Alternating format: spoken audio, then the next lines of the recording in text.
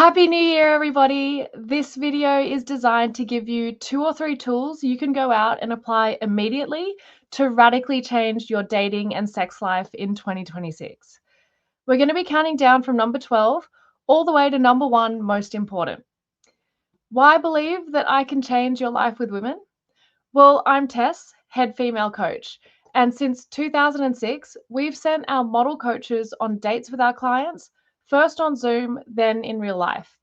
We give them brutally honest feedback on what you're doing wrong and exactly the steps to dramatically improve your success. So we'll share some more information on how we do this a little bit later on. I'm going to be joined shortly by James, and we'll be starting at number 12. So without further ado, number 12 is eye contact. So how does eye contact make you perceivably more confident? Well, if you think about it, if you can't look at someone in the eye, it's usually because you're really nervous and you don't have a lot of self-confidence. So if you train this skill to be able to look people in the eye as you're talking to them, addressing with them, you're engaging with them fully, and it shows a lot of self-confidence. This is huge, and huge for making a strong first impression with women. Eye contact is, it can make a huge difference, make or break for that first impression. You want to go on? Yeah, just also it can be a really strong technique for just gaining a woman's attention straight away, and creating a little bit of sexual tension even before you've even introduced yourself. When you have really strong eye contact that's locked in, it's the next best thing to touch, I would say. James, do you want to comment on that? I reckon it's even better than touch, because I think it's a hell of a lot more intimate. That's my personal view. You can get, I don't know if any of you have ever been in a situation where you were forced to hold eye contact with another human being, particularly a man. I grew up in Perth, Western Australia, which is just a tiny, tiny weensy bit homophobic. So yeah, on an acting class, I had to hold eye contact with this guy for like 30 seconds and repeat peanut butter like 100 times. So it's eyes are the window to the soul. Eyes are the window to the soul. Eyes are the window to the soul. You may have heard me go on about how Brazilians and Italians and French and European guys come to America and Australia and Canada. They just run through our women like nobody's business, even guys without much money who are short, blah, blah, blah, blah, blah. Part of it is just because they naturally hold much higher eye contact. One of the things that I struggled with living in Europe is you're sitting talking to my best friend at the time, who was Belgian, and he's holding eye contact with me like he wants to, whatever, do improper things to me. And he was one of the world's top male models, but I never had any thought of sticking anything anywhere and sticking my little thing into any of his orifices. But he just held eye contact like to an Australian or an American. It seemed like he wanted to do that. So I cannot possibly tell you how powerful it is. I've probably shared many examples where I just meet some random girl, and I hold this is it shouldn't be number 12, it should be in the top 3, this particular tip. I just meet her and I just hold good eye contact, and I'm often doing 100%. And this is a laser tip that I usually teach in my boot camps. Just look at their pupils. Don't look at their eyes. Look at their pupils, and you'll be astounded. You'll just be astounded how much women respond to you, because our culture, we typically don't do that. Tess, did you want to add anything? Yeah, I couldn't agree more, James. And some people think it's rude to look someone in the eye. They think it's and it can be a bit intense if you don't take any breaks whatsoever. But the more the better in general, and just take natural breaks. It doesn't have to be like you're not even blinking. but yeah, exactly. Some people think it's rude, which is just stupid. Just don't listen to that. The more you can connect to the eyes, the eyes are the windows to the soul. The more you can connect to the soul, the better. Yeah, that's very, very true. Tess raised a good point. For anyone with a bit of a pickup artist, spent many years ago, like 18 years or something, I coached a guy who was one of the dorkiest people I've ever met in my life. And he walked into a bookstore, and he walks up to this girl, and some guy who got a lot of girls told him to hold strong eye contact. This guy was chronically insecure, like 6'5", weighed like 59 kilos or 62 kilos. And he just walks up to this girl in the bookstore and goes, oh, and he had this jacket that hung way, way, way over his shoulders. This is the early pickup artist days. And he walks up to this girl and he just stares at her before he talks to her. And he's like, so what's wrong with you then? And yeah, I had to sort of politely sort of escort him off the boot camp. Otherwise he would have got, it was horrendous. And I was doing it with a really cool model-looking guy. It was a shocker. So yeah, hold eye contact, but you use her. I'm not putting down what Tess said at all. For normal guys, eye contact's good. A quick little metric. Let's say, I'm just pulling his numbers out of my rectum. Let's say with your male friends, you typically hold eye contact. I don't even know. 50% of the time, 40% of the time. If you're Australian, many Americans. Just try to up it a little bit, maybe 5% or 10%. So get used to holding longer levels of eye contact with all people. Just go a little bit at a time. Otherwise, you might get accused of being what we used to call in my day a pillow biter. But I believe you can be eradicated from humanity for using lines like that. Some women like to bite pillows too. It's not just the guys. So anyway, let's move back on to the more getting to know the girl side of dating, not the more advanced stuff. It's just so powerful. It's just so powerful. And then when you're with a girl, with girls in general, let's say you now hold 50 or 60% eye contact when you're talking to them, pretending you know them already, just up that about 5 or 10%. And if you can just make a conscious effort to increase your eye contact 5 or 10% every week, miracles can happen. Seriously, miracles can happen. Particularly if you combine them with the other, what it is, the 11 more tips we've got for you today. This is designed to make 20, for the guys I take on as clients, the promise is we will make 2026 or whatever the year it is, the best year of your life. So this is basically a very short synopsis. You might not have tests to sort of take you through it all step by step, but if you just watch this and apply what we're giving you, I think you can really make massive changes. For anyone who looks like I'm doing some sort of Duran Duran video clip from the 1980s, wild boys with my, long hair to cover my grey beard, and a fan beside me, I apologize. We should put a little sign on the screen because I'm not trying to be a rock star, because I'm not probably going to be a very good rock star. Okay, anything you want to add about eye contact? Did you have any sort of a story that you could give the guys from your life? I'll come up with one for mine. Okay, one of the women who really, I'll go first because I just threw you in there. One of the women who really changed my life, oftentimes the hotter the woman, most of the time, the more incompetent she is at picking up men, like really bad, like horrendously bad. It's the same with hot guys. They think, oh yeah, hot rich guys, I'm good with women. I've dated models and all this. Like, dude, every girl you've ever been with picked you up. See Tessa's big smile there? So, and it's the same with a lot of hot girls. They are freaking dreadful at picking up men. Many of them just don't get it. They don't understand. They don't know anything. So a girl who really changed my life, and I'm very grateful for her, who was a model, who taught me a lot about female psychology. The first time I met her, she just looked at me and I kept staring. I kept staring and kept staring. And that was the only moves she had. She didn't do any hair flicks or stick her tits out or whatever. All she did was just stare at me. And they ended up in bed 2 nights later. So Tess, did you have any, can you remember any guys from your life? Maybe a Brazilian guy you dated. I'm sure his eye contact was a lot better than your average Australian or American pathetic loser. No, I'm actually thinking of a German guy who Deutschland. but he was a really confident guy, and he held eye contact really well.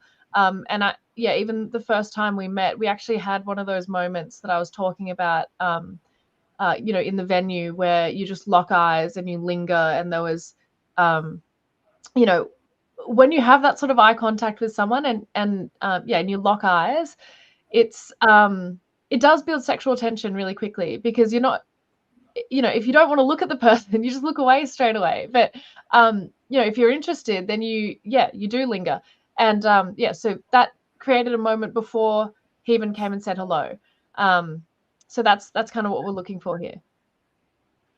That's a good example. I'll trust Tessie was very confident, but German men, in my experience, typically will hold much higher levels of eye contact than American Australian men. So that's why maybe some of these, American girls, they actually confuse some Belgian guy as being really confident when he's just got naturally higher levels of eye contact. This is one of those little hacks that can just change everything. Obviously, one of my things I'm trying to learn now is how to run a business properly, not just have a great product, and actually how to run a business properly. And there's all these tiny little things you discover. It's like, wow, if I'd known that a few years ago, if I just stopped using ChatGTP and swapped to a different AI or got a bit better at prompting it, I could just accelerate 5 times quicker. And that's what I've very much discovered.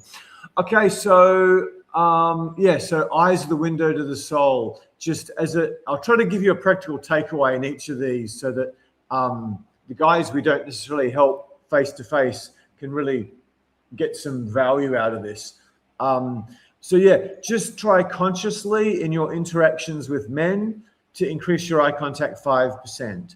Try consciously in your interactions with women, old women, grandmas, everyone, to try to increase your eye contact 10%.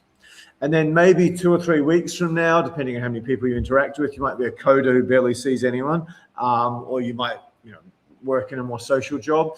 And then from there, maybe try to just keep etching these numbers up. So if I meet a really attractive girl I like, I'm straight to 90%, 95. The only time I'm really looking down is when I'm trying to think of the next thing to say. You can actually be quite cruel to women with it, because I've done it in situations where I probably wasn't likely to follow through, and the girl got the wrong idea. Okay, let's move on to number 11. Tess, I can go first. If you don't want to go first, you can run with it. Yeah, go ahead, James. Also, I just want to quickly mention, if you guys have any comments or questions about any of the stuff we're bringing up, just chuck them in the chat and we'll refer to them. We love your engagement. So any comments, questions, flick them through. Go ahead, James. Oh, and anyone who's new, please subscribe. We'd love you. We've got this tiny, tiny little channel, but we think we're giving lots of value. By the way, I haven't got married, just for anyone. That'd be a pretty ugly engagement ring. I haven't found the perfect 23-year-old Russian supermodel, naturopath, Tolstoy-loving yogi yet. I'm on the mission. Who comes from a beautiful St. Petersburg family in Russia, or Moscow. I just wanted to touch on something. It's New Year's, so I'm going to screw this up as I usually do. Am I? Anyway, there's the beautiful Tess, catwalk model, who's the boss of all these beautiful girls, and we help guys like that. Anyway, we'll tell you how you can get a date and feedback with Tess. Okay, I discovered nano banana. Well, I've got to do this properly. Okay, anyway, you can see both of us. I discovered nano banana. I've heard of it for a long time. Now, Tess, leave you up there. They'll start vomiting if it's just me, unless you need to go do something. So, there's no, I'm a bit red now, and the lighting might not be as flattering as it was there. There's no change to my skin or wrinkles or anything. I'm not really a particularly wrinkly guy, apart from this big divot in my head. But you can see all they did was naturally fix my beard up. That was 3 prompts. Virgin on nano banana, 3 prompts, and it's completely changed everything. It's completely and utterly changed everything. So yeah, it's just You just remarkable. cut Now, out. You just cut out oh, for a second, James. Yeah, I think it was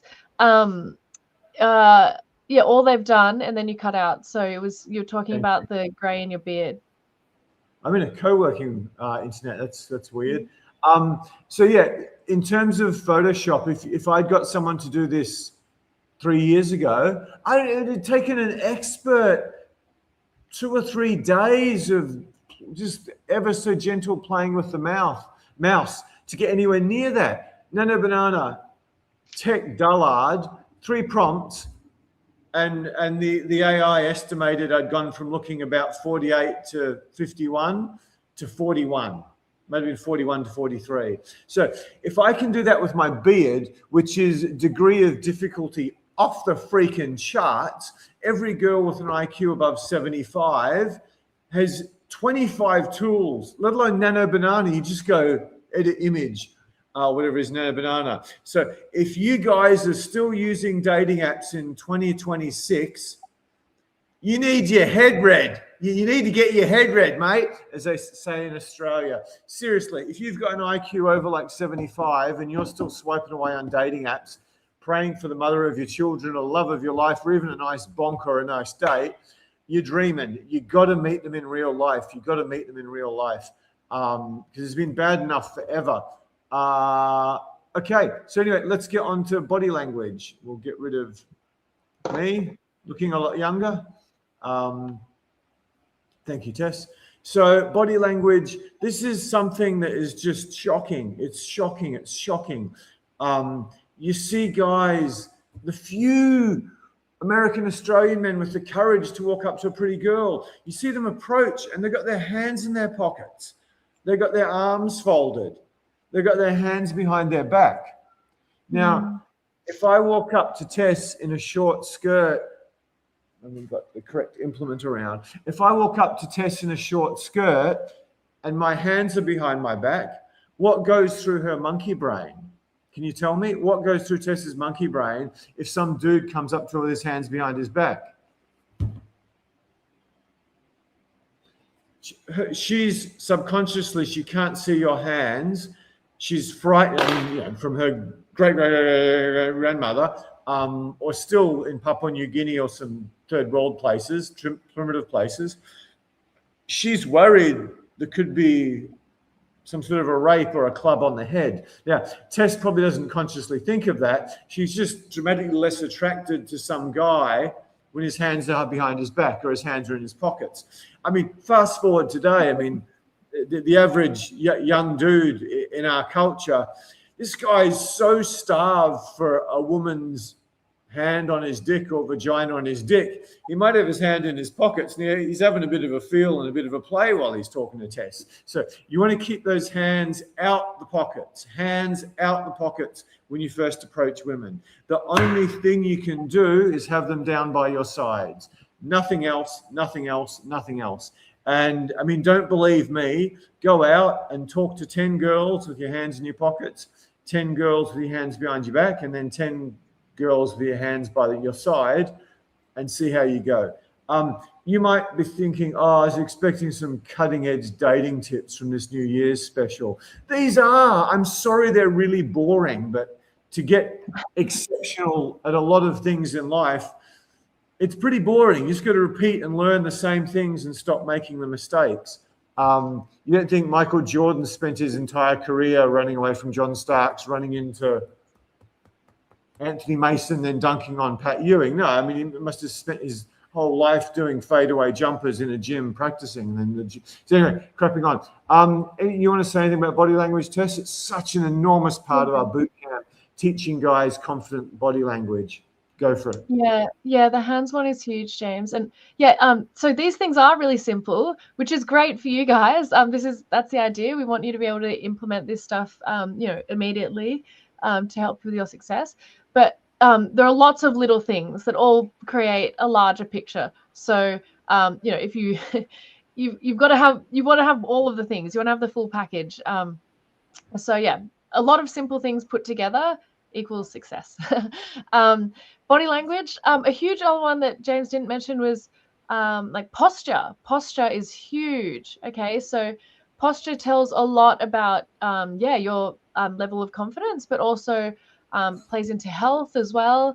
It just tells a lot about your personality, what kind of a person you are, what kind of work you might do. And these are all things that women are picking up on subconsciously when they see you. Okay, so posture. This is something I pull up guys on our boot camp for all the time. Because even if you're dressed really, really well, if you have terrible posture, it just takes away so much from the way you present yourself. That's very true. I'm generally competent or good, or in some cases exceptional at all the skills I teach.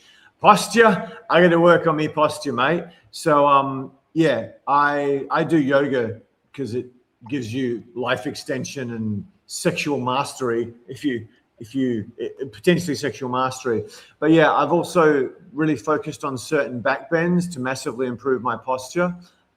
Even when I had really crappy posture, when I started as a dating coach, where I didn't have this huge infrastructure of female coaches and approach coaches and a whole bunch of alien students with me or something that I was responsible for, I used to go out and say, I'm going to do an amazing job for the clients till midnight. And I'm going to take some young lady home.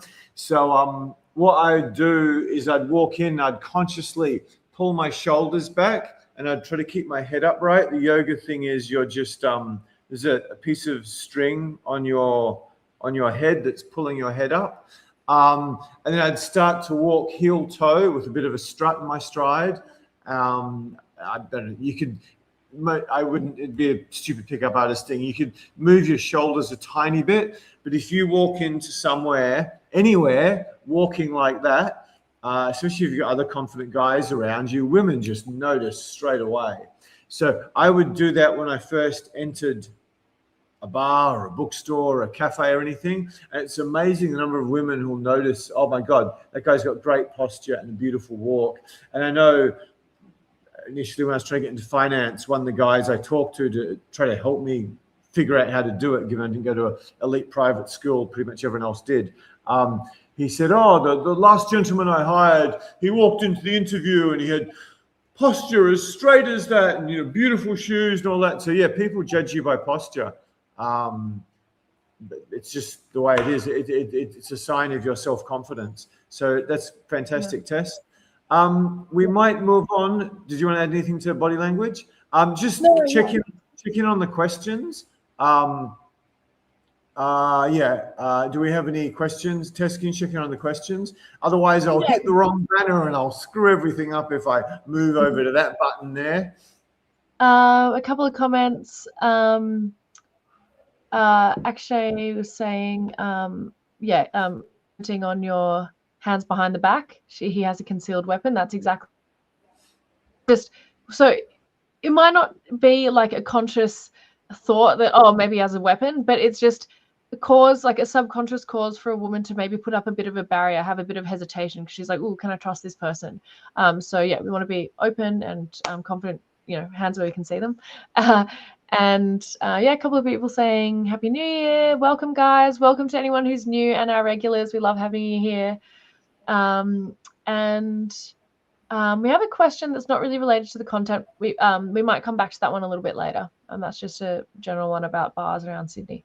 Let's move on, James. Great. So. Oh, wait, before we go on, what are the practical takeaways for body language? So focus on your posture, which means shoulders back.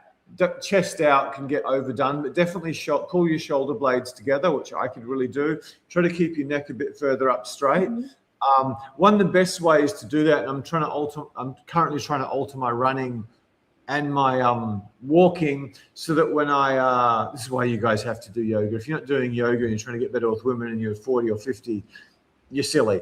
I'm trying to consciously sort of pull my stomach in, and that's going to naturally help straighten me up. I had a horribly abusive childhood, so yeah, I naturally just hunched over like that to try to avoid being picked on and bullied. I was very late through puberty, and you can see how ridiculously skinny I am now. You should have seen me when I was 12. It's like, the joke I made last week was, if you can't do this anymore. If you put a bunch of, anyway, I can't say this, I'll get something bad will happen. But yeah, if you gave me a strong suntan, you could have put me on a commercial and said, oh, these people are starving, send your money to feed him. I was really bad. So yeah, I hunched over like that. So yeah, so work on your posture, shoulders back, pretend there's a string at the top of your head. And yeah, stomach in, and just try to walk really upright and confident. If you want to put a bit of a strut in your stride, a little bit of heel toe without overdoing it can really, really help you a lot. Yeah. Okie dokie. So that's the takeaways for body language. Next up. We have someone asking, how do you fix your posture? So yeah, I think James pretty much touched on that quite a lot. But I think a big one as well is James said suck in your tummy, but that's about like strengthening your core, your like lower abdominal muscles, which helps to like correct your pelvic tilt, and in turn that usually helps to like correct your shoulders.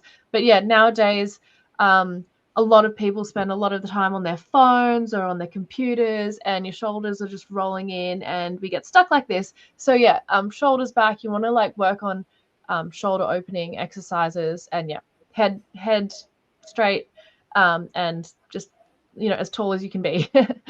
Who wants the greatest ab exercise that ever existed? You'll get better abs quicker than anything else you could possibly do in terms of sit-ups or push-ups or crunches.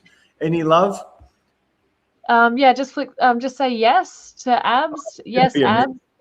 In the comments if you're interested in that.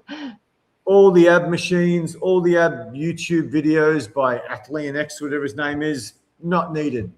Threesomes with 2 girls, because you spend the entire, what you call it when you do that one?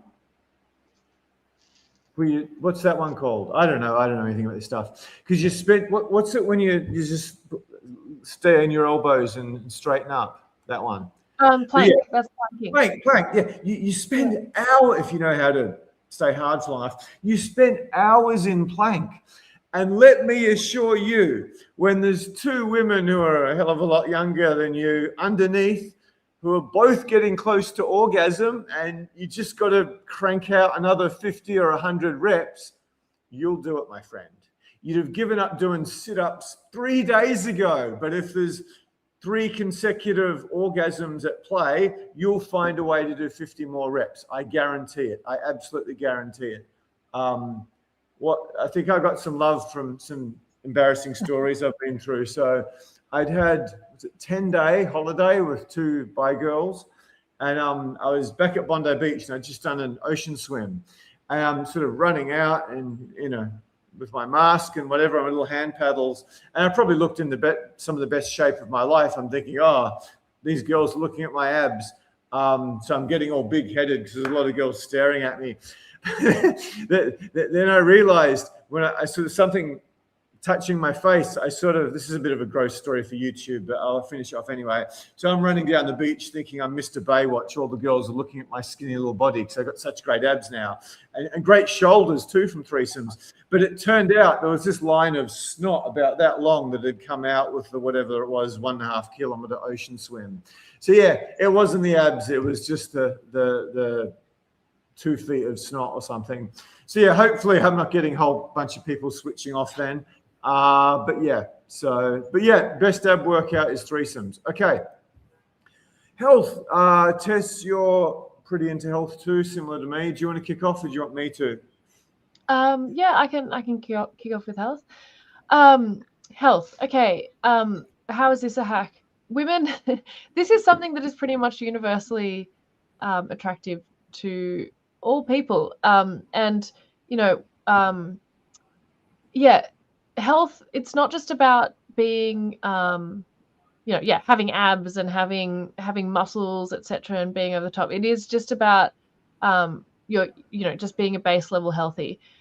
So how do women pick up how healthy you are? A lot of things, like the quality of your hair and skin, also your breath, and also your habits. When you get into conversation, what kind of food you eat, what kind of what kind of interests you have, how active you are, that sort of thing. So yeah, health is a big one. Um, yeah, that's just skimming the surface. James, do you want to go a bit more in depth into this? I mean, like body odor is a big one as well. That can tell a lot about health. But yeah, James. I'll start with an anecdote. This is how, I mean, I went to the easiest place to get in the world is some sort of self-help course. It's just like the women just throw their legs open and fall into bed at the end of it. I've been living with girls and said, I'll probably be home late. I'm doing some self-help course. It's the last day. And yeah, it happens easily. Anyway, I was on a self-help course and it's lunchtime, and I went to a place in Sydney called Iku, which was some of the healthier takeaway foods you could get, probably the healthiest. And because I'm a pig, and I'm so skinny, I need lots of food. I had like, I think 3 boxes, like 2 boxes of vegetables and, you know, one whatever. And I start eating this. And like the hottest girl there by far, she wasn't a model, but she could have been if she wanted, from an extremely wealthy sort of elite Northern Beaches family, from those of you who know Sydney very well. Her dad was on her uncle was on the rich list or something. Anyway, she just basically comes and picks me up. But yeah, when you get laid at self-help courses, you guaranteed of getting whack jobs. It's pretty much, yeah, it just every time, like 9 times out of 10, it's going to be like, wow. So yeah, that's a lead into health. Just the fact that you eat lots of vegetables and you eat clean, I don't even know. I don't exaggerate. It turns you from a 7.5 into a 9 in most women's eyes. Certainly if you're going to be the father of their kids, and if you're like 40 or 50, let alone 60 already, health is everything, dude. Yeah, we teach guys the touch, eye contact, body language, all the stuff we talk about tonight. I also teach you guys a boatload about health, because there's very little point in making a 45-year-old who maybe has had a long marriage or hadn't had much luck or had made a bunch of money but never had the right girl. There's really no point in teaching you guys the stuff we're teaching you tonight if we don't actually teach you health, because you're only going to get a few years of benefit from it. So did you want to pick up on that, or do you want some practical takeaways, Tess? Yeah, no, practical takeaways would be good. Yeah, so health, this is a quite broad topic, guys, so we're not going to spend too much time going to the depths of it, but yeah, it's in our top 12. So health is super important, and it encompasses a lot of things. But yeah, James, let's get go ahead with some takeaways. Okay, before I tell you what to do, I'm going to sell it to you. Oh, your dick tastes so good. Has anyone heard those words? Has anyone heard those words? I've heard that multiple times. She stops what she's doing and just has to compliment me on, and I'm not a big blowjob fan at all, so it's kind of a waste. Yeah, it's just, you're clean. I've had threesome situations where I was living with one of the girls, and am I doing a girl who was hotter or younger or a proper fly around the world model? But it was almost more pleasant to have sex with the girl I wanted, because whenever I kissed the other girl's neck or her boobs or anything, it's like, this is disgusting. It's like toxic pollution. And women have kids, so they're 100, I don't know if it's 110 times more sensitive to smells and tastes than us men, because we're not trying to protect our offspring by picking up the slightest odors. So in terms of practical takeaways, vegetables are your best friend. If you have a plate of food, this is so life-changing, this stuff. Let's just pretend this is a plate. Anyway, if this is a plate, it's a very ugly plate. If this is a plate, you want to have 70% of your plate covered in vegetables. Now, if you have at least half of those green, the big ones, spinach, broccoli, kale. Half of it spinach, broccoli, kale, and the rest a whole bunch of colors, maybe a bit over half. You're going to destroy every other guy. It's just, I mean, I'm 54. Look, try to find a wrinkle. I've been accused of getting Botox before. I mean, I'm not putting that chemical crap into my body. I should get Botox on this, actually. That would make me look about 6 or 7 years younger if I got Botox on that, but I don't want to do it. Yeah, there's barely a wrinkle on me. If you took this grey off, Gemini AI says I look about 41. I'm 54, and I've had a really hard life. I spent a bunch of this year in a wheelchair.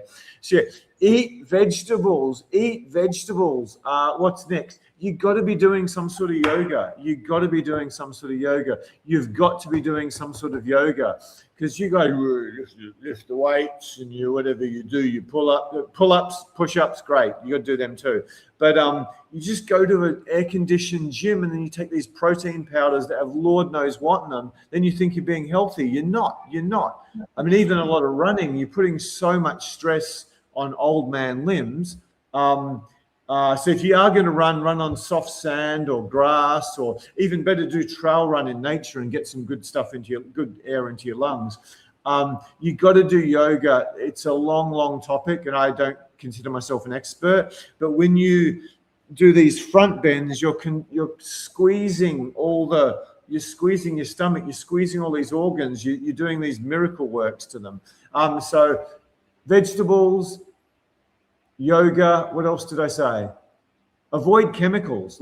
Try to avoid chemicals. The human body hasn't evolved to deal with the avalanche of toxic chemicals that we're dumping into ourselves and our environments and our fish and our trees and our wildlife. We're not designed for that. You can't avoid it, but you can cut it down 90%. Stop going. If you're in the financial situation to afford organic food, do that.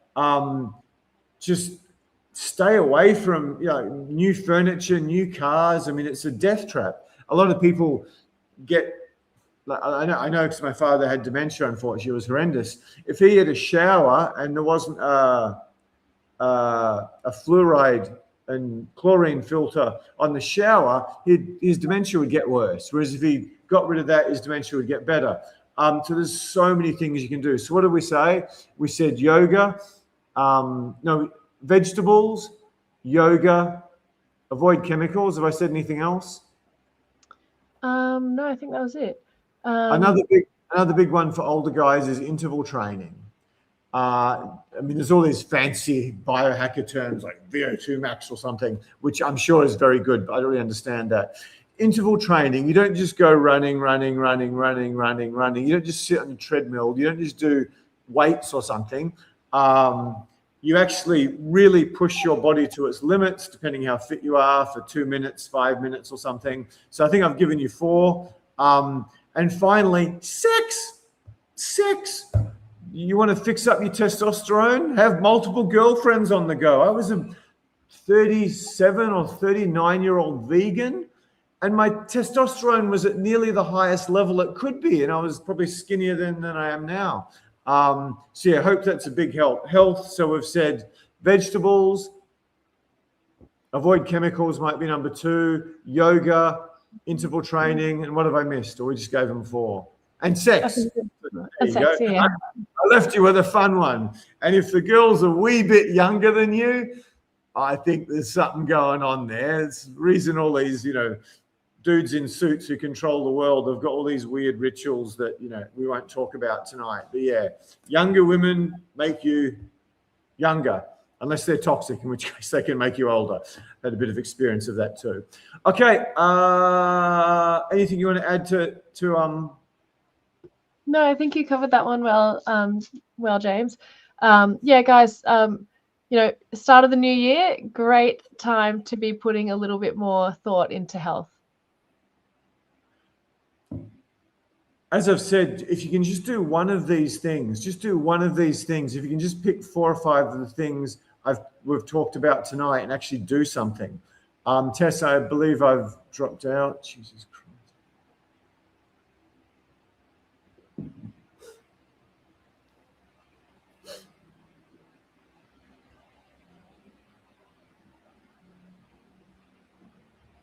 Here we go.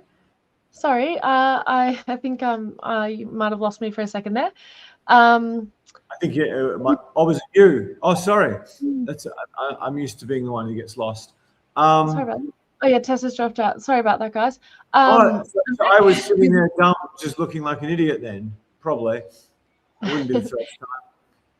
So yeah, we've got quite a lot of content to get through tonight. So we've got 12 points. We're counting down from 12. We're up to number 10. So do you want to address questions now, James, or do you want to just get through the content and then go through the questions? We've had a couple come. We might just fly through this because I think we covered it very well last week. Then we'll get onto questions. Thanks for keeping on track. Cool. Style and grooming. Get the hairs out of your nose. Get your hairs out of your nose. You won't be getting any 30-year-olds or 23-year-olds if you got like a little jungle coming out your nose with some snot on it. It's just not happening. Other guys, when you're starting to get older, you got to start the ear hairs. I'll have to be trimming them soon. So you just got to do this basic stuff. So grooming's huge. Style, I think we've talked about it a lot. Tess is a good deal prettier than me. You want to give them a quick top 5 style tips? Yeah, top 5 style tips. I would say number 1, fit. Make sure your clothes fit you well. Obviously, if something's just hanging off you, or if it's clinging to you in around your stomach, if you've got a bit of a belly, or just jeans which are way too tight, that's not going to be appealing. So you've got to get the fit right. Color is huge. Again, if you've got a bit of a belly, avoid those lighter colors. Darker colors are going to do you a lot more favors. And in general, just dark winter tones like blues, black, gray blues. They can they're just easy to dress up, dress down, smart casual, and it's also quite a masculine color, easy to pair with it's universally easy. And so what did I say? Fit, color, avoid busy patterns or really feminine patterns, loud colors. Just keep it simple. Avoid big flashy brand names. Keep it simple. Don't overdress. As in, don't look like you're trying too hard. So if you're going on a first date, don't wear like a tuxedo, just to exaggerate things. It's better to look, wear well-fitted clothes, but more like smart casual, and maybe even slightly underdressed for the venue, because it shows that you're not trying too hard. You're just, you look good enough, but you're not, you're not trying to make up for something. And then I guess like silhouettes is important. Think about your strengths and weaknesses, like in terms of your body shape. Different lengths of shorts and coats and things, they can cut your legs off, make you look shorter, that sort of thing. That's just something to be aware of. And same with like sleeve lengths. You've just got to play around with that stuff. Yeah. No trouble at all. The final thing is, if you like sport, don't wear big Nike logos. If you're rich, don't wear Versace or Armani logos. It's just so tacky. It's so tacky. Guys don't really like the style and grooming content, which is so important. They're running away in droves. Even when the pretty Tess says it. Okay, let's move on. Lost a bunch there. See if they come back. Okay, wings. It's like for, what's that? 20 years, pretty much. It's 2026 now. I've been doing this 2006. So we're coming up for 20 years of me coaching guys. What is the number one determinant of your success within our student community? Can you guess? It's how many friends you make within the student community. That's it. It's not how tall you are, how rich you are, how many approaches you do. None of that. It's just how many guys who've got skills can you go out with? Can you ring up after a tough date? Can you share sex tips with? Can you help work on the stuff that Tess and I and Natalia and Nevena and Michael and Raf and all this teach you as a team? So for guys who we help, we sort of hand this to you on a platter, particularly in our long-term student community. But for guys who aren't going to get our coaching, you got to figure out a way to to meet some friends who are in a similar situation in terms of they want to sleep with some girls, get a bunch of dates, get much better at dating, get their skills up, meet someone special.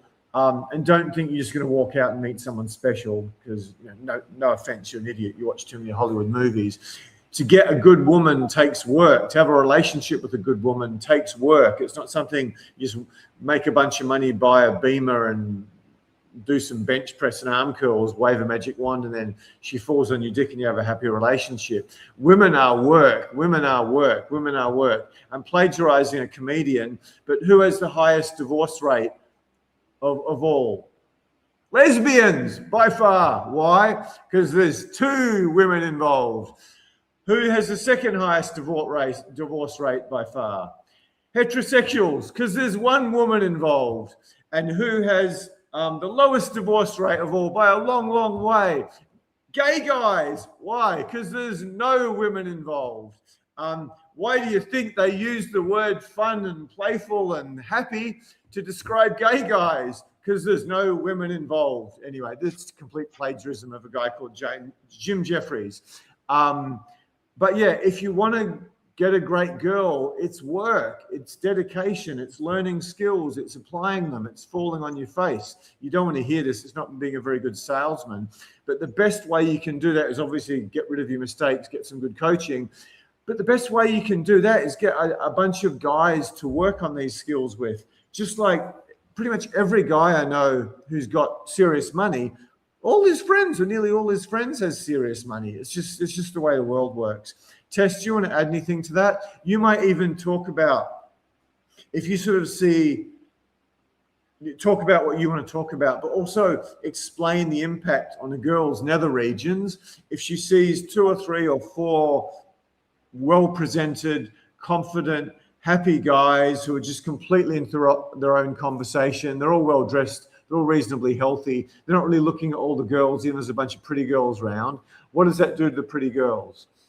Yeah, sure. So that kind of scenario, James, what it does, it just draws women's attention without, if you're solo, even if you're really well dressed, etc., like it can come across sometimes as a little bit creepy if you're out meeting women on your own, and like women might question your motives.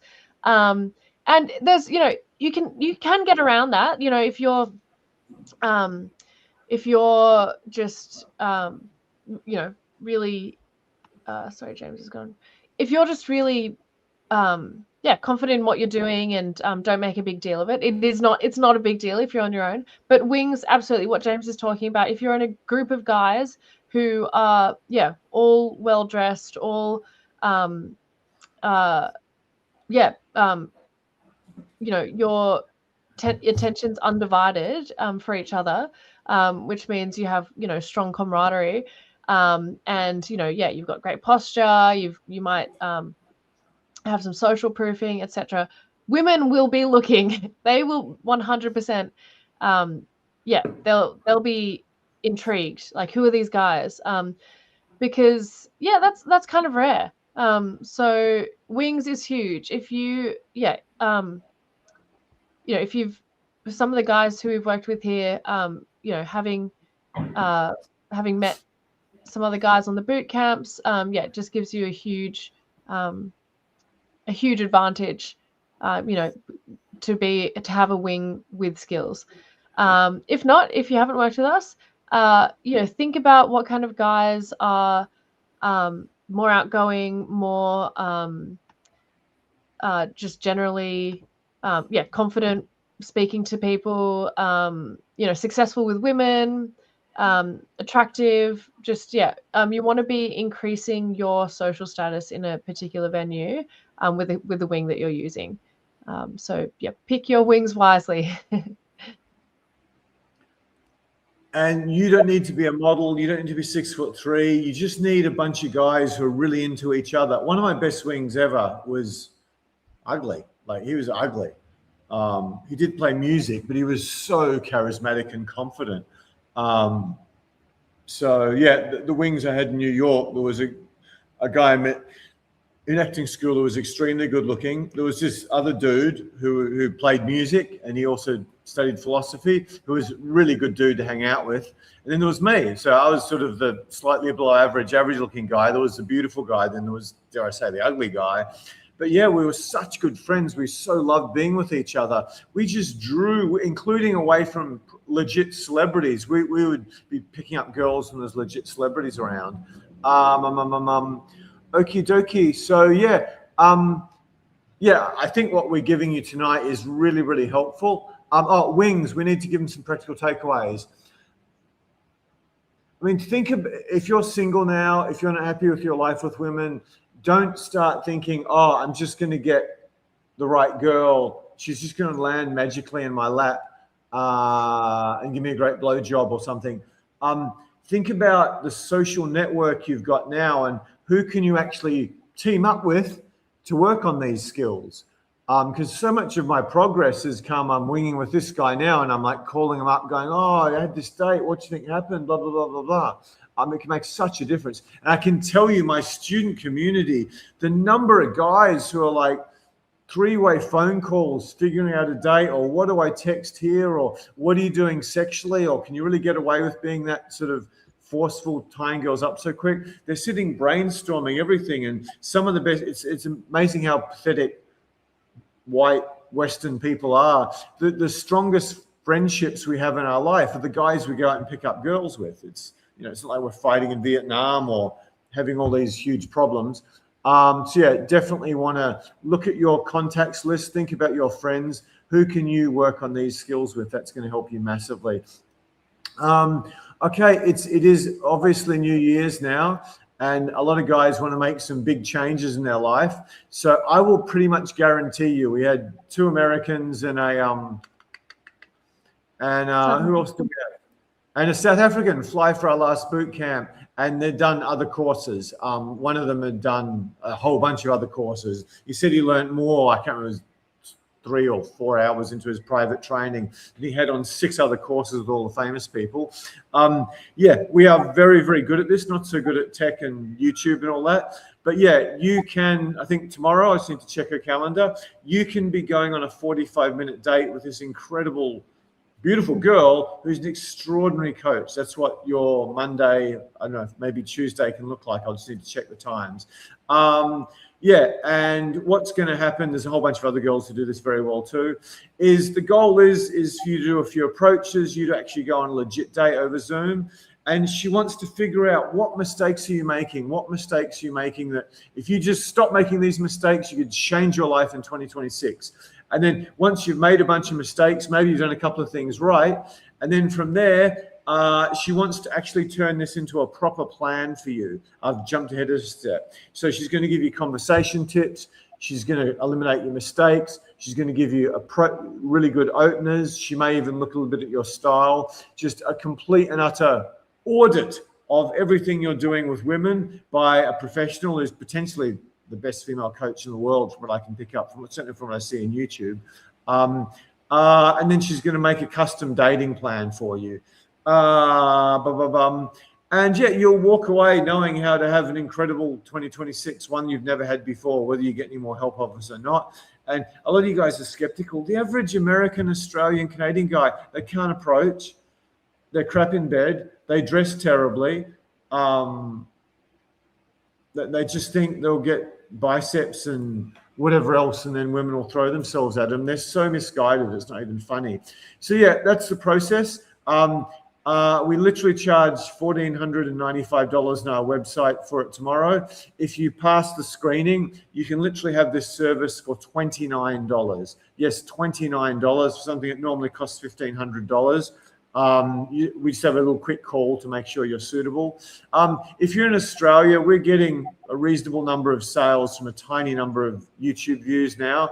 As soon as I get my YouTube sorted out, I mean, Lord knows what's going to happen to our prices or even the opportunities to do boot camps in Australia. As I said, 2 people flying from America. One guy flew from New York, for freak's sake.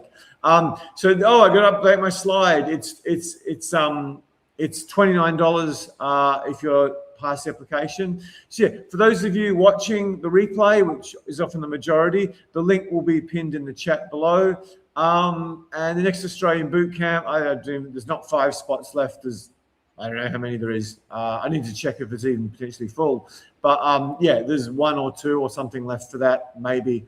Might need to wrangle up an extra female coach. That's what your day will look like, or your afternoon will look like tomorrow. So, Tess, I might let you take over while we get to the next point, and then after next point, we'll get straight on to the questions. So, Wings have done that. Yeah. Tess, do you want to start talking about? Let me sort this out. Just maybe start talking about how you want to date.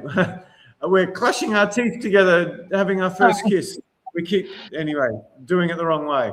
Sorry about that metaphor, Tess. Don't sue me. That's all right. Please, I've been a good boss. I don't want a big lawsuit for sexual harassment on YouTube, which is probably a thing now. So yeah, Tess, just talk about how important it is to you that the guys you date, no matter how rich, famous, handsome they are, share your hobbies and interests. Yeah. So, yeah, guys, you've got to think about the kind of women you want to have, be in a relationship with, and where you might find these women. So for me personally, some of my biggest interests are hobbies and interests are, travel, a lot of outdoor activities. I'm a paraglider. I'm a surfer. I love camping. I love, I just love being outdoors. I love adventure. And for me, I want to be with someone who can share in those activities with me. Someone with a similar lifestyle. I'm also, very interested in natural health, etc., etc. So where am I going to meet the kind of men who have the similar interests with me? Probably doing those activities or around communities, doing those things. So think about what it is for you. What kind of women do you want in your life? And it might not necessarily be, oh yeah, she's into mountain biking, if that's what you're into. It might be because you might not find not too many women who are into mountain biking, or whatever it is for you. If you think about in a broader sense, maybe that might be health. They're active. So where are you going to find active women? Where are you going to, for James, a big one is literature, books, etc. So what is it for you? For me, as I said, someone who's adventurous, travel into some of those activities I spoke about. We've talked about this a number of times before, but I pretty much have a criteria that I don't date guys who don't surf, because it is such a big part of my life. I want to be doing that with my partner. So yeah, surfing, that's a big one for me. There'll be like 600 guys going out learning to surf now, so they got a chance at Tess. I'm a good surfer. I got barreled the other day. You might have quite a few people falling in love after your intro about being adventurous, because I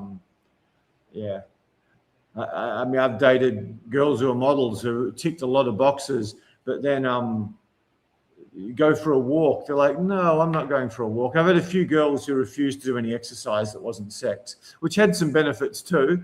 But yeah, I had one girl who, when I sort of lost a bit of interest in sleeping with her 10, 15 hours a week, she actually started putting weight on because she didn't really have any other ways of keeping fit. So yeah, that's not good either. Big thank you to David. Apparently the lesbian divorce is 75% because there's 2 women involved. The hetero divorce is 50% because there's 1 woman involved. But the gay guys, only 25% because there's no women involved. Anyway, these are Jim Jeffries' laughs, not mine. But yeah, thank you, Jim.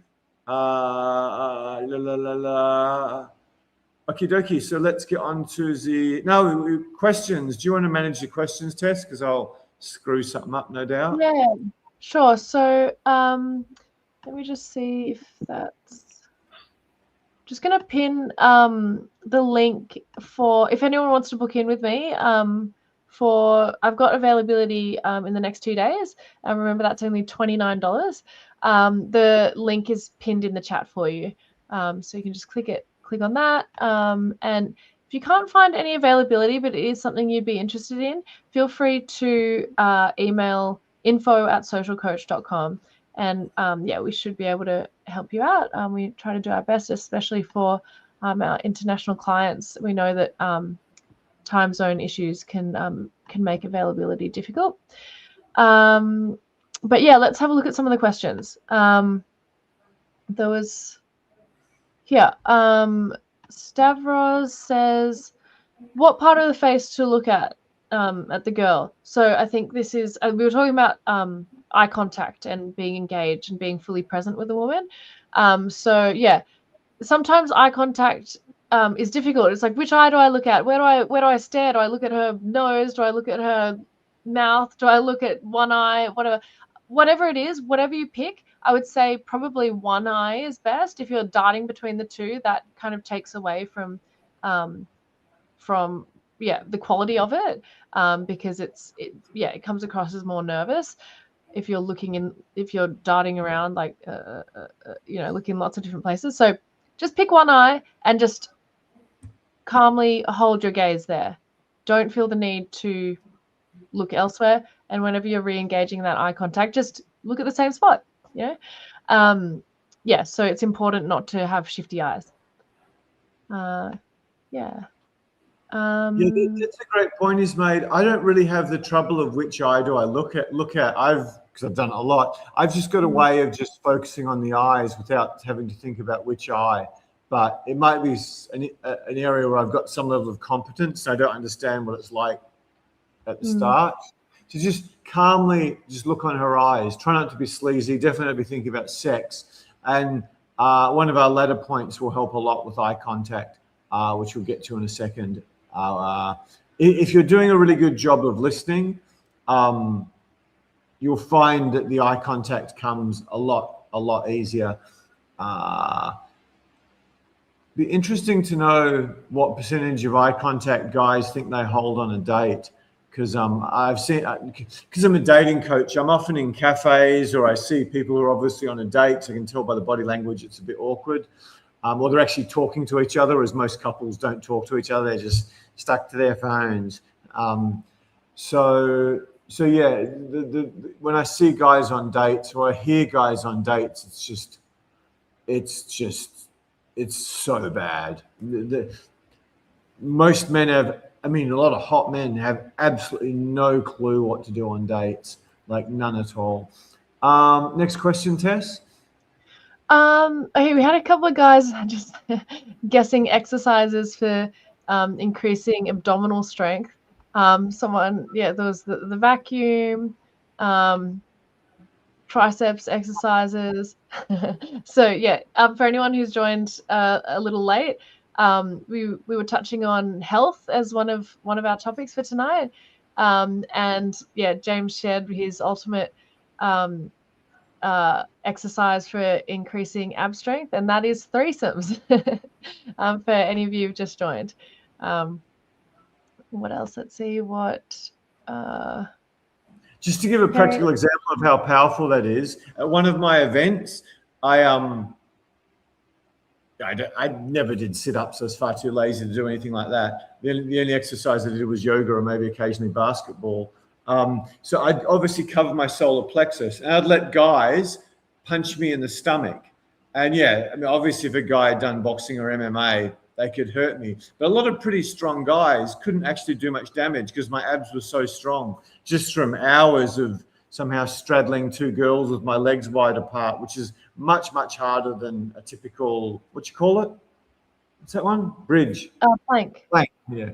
Bridge. Where did I get bridge from? You can see how much I know about the gym and exercise. It's like, yeah, just do some push-ups and pull-ups or something. That'll do me. A bit of hill running or something. Any other questions, or should we get? They don't tend to leave the questions at all. Yeah. Also touching on the health. someone's commenting. We were saying, you know, increase your intake of vegetables. Pat has a comment saying that real men eat meat. However, if vegetables are properly cooked and they're tasty, then they're a real option. So yeah, yeah, proteins. I agree that protein's good, but yeah, you want to be, if you think about the ratio of vegetables to protein, you definitely want to be increasing your vegetable intake. You don't want to have 90% meat. Not great for digestion. And yeah, odors as well. I might just jump in there. I'm quite a big fan of how everyone's manipulated. There's a guy called Edward Bernays, who's the father of modern PR, who must have been almost a Tesla level genius. Extraordinary man. There was an advertisement when I was around called "Feed the Man, Feed the Man, Feed the Man Meat." That was just a marketing campaign that came out of trying to make more money. And this came around when we started to really move towards proper large-scale commercial agriculture. The thing about meat is if you can get, it's so hard to get and it's so expensive, because if you get, and it's not just grass-fed, it's got to be grass-finished, and there's something else you've got to have, because most of the grass-fed beef or meat is finished with grains. And then when I was in finance, I looked after someone with gigantic poultry farms who also knew a lot about meat. These animals aren't alive for very long.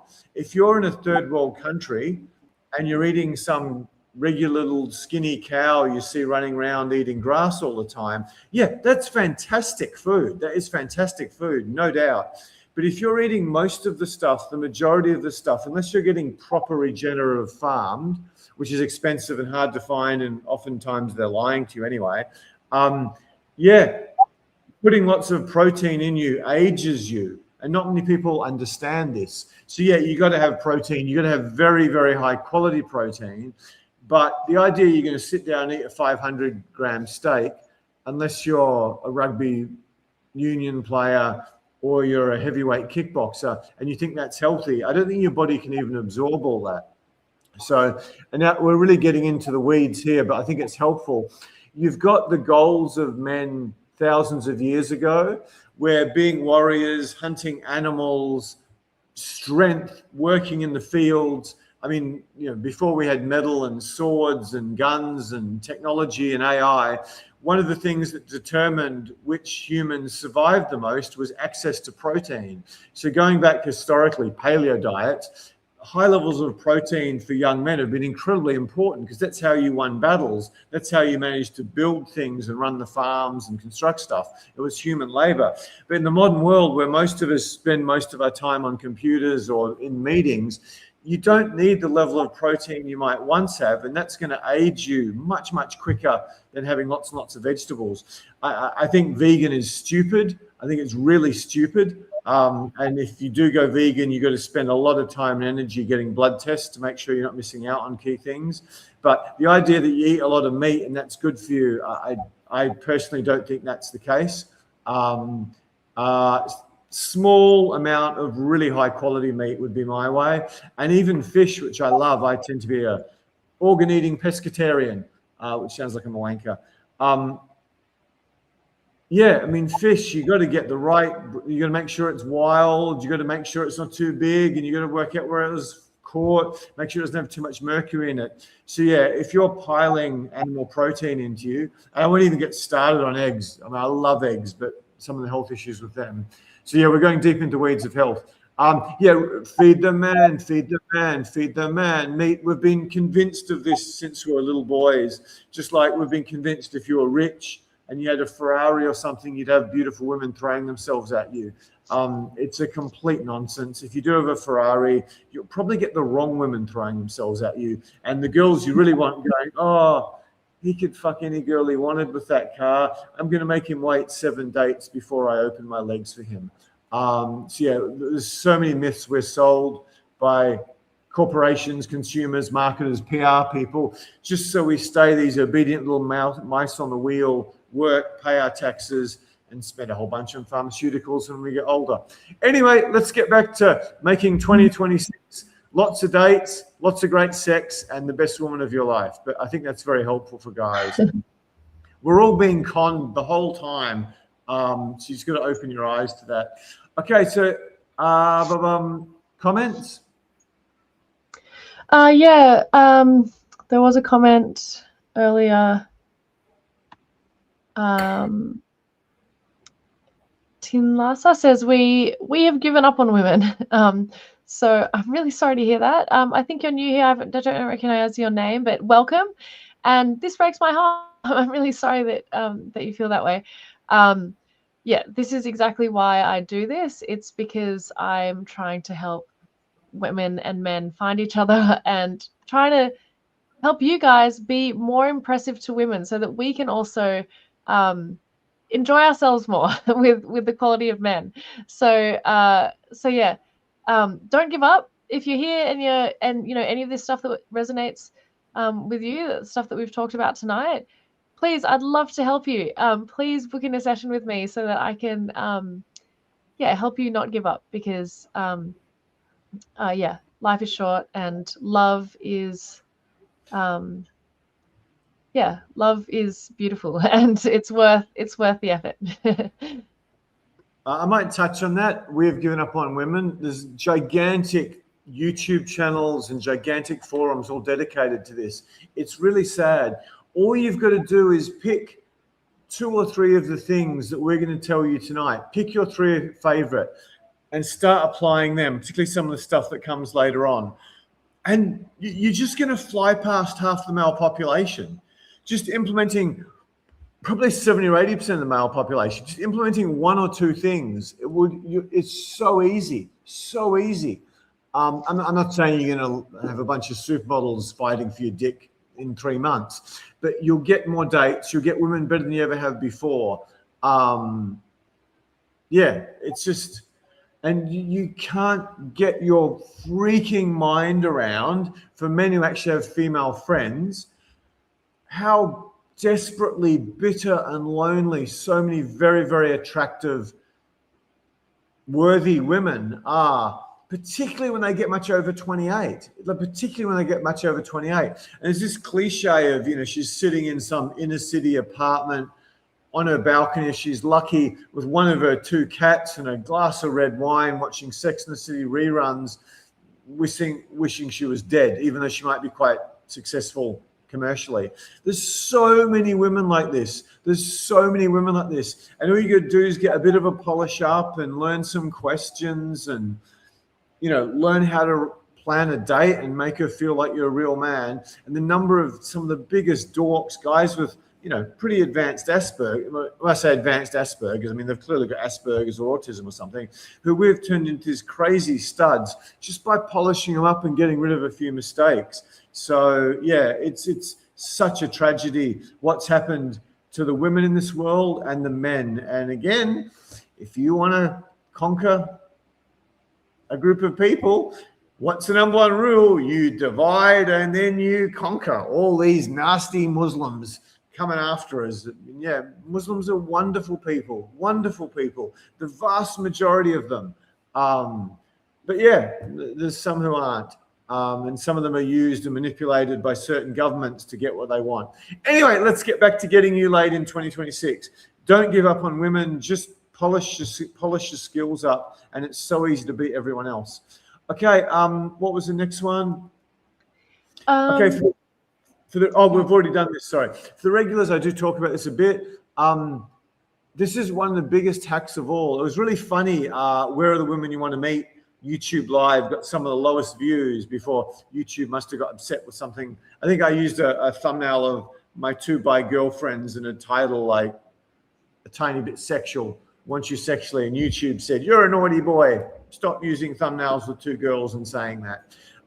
So yeah, that was one of our lowest rating YouTube Lives, Where are the women you want to meet, which is probably one of our most important in terms of getting you insane results very quickly.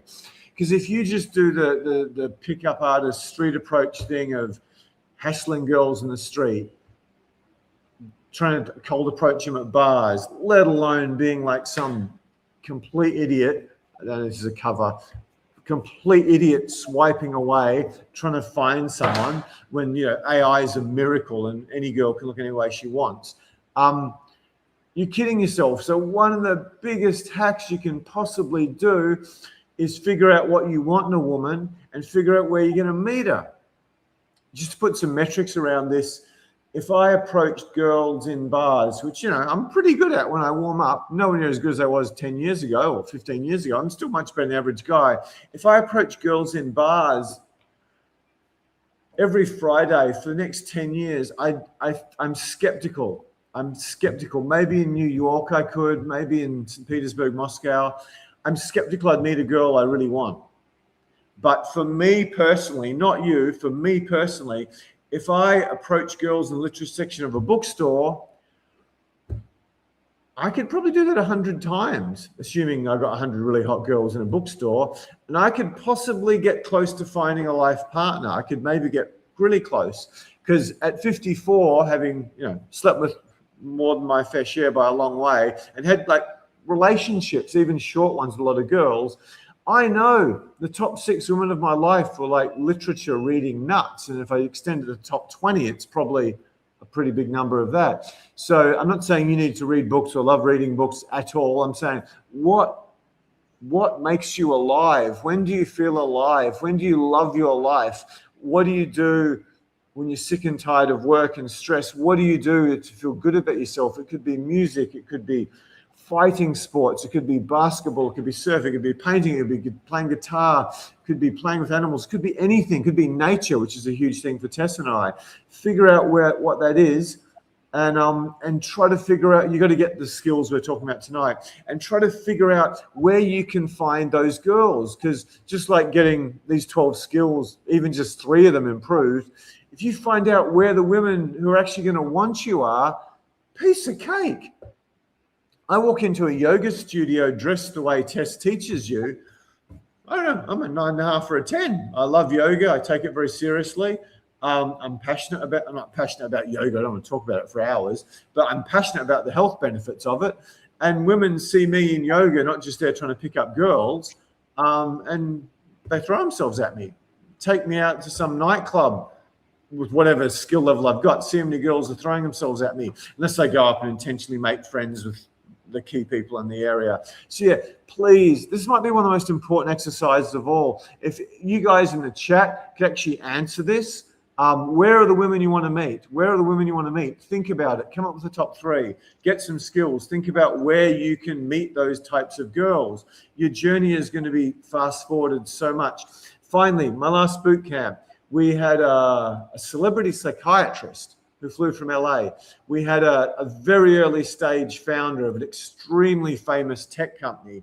And we had like one of the hottest late 40s guys you can ever imagine, seriously. It was an incredible dude too. AI engineer and into all windsurfing and super fast motorbikes.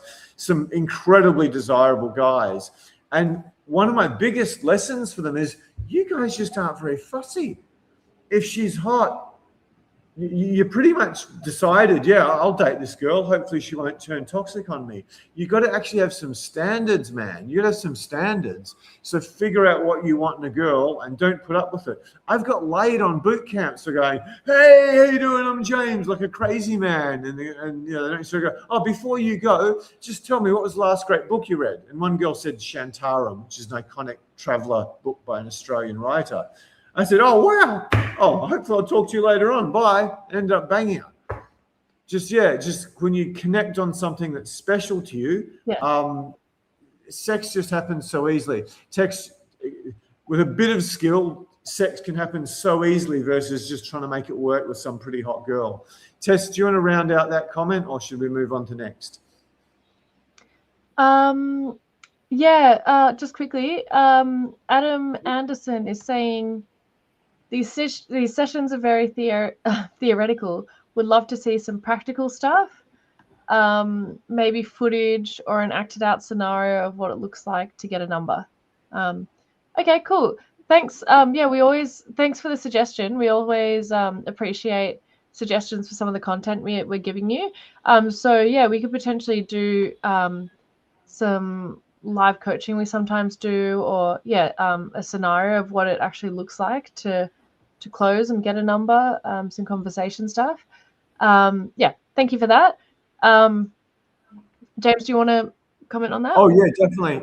Firstly, can you go back to the first question?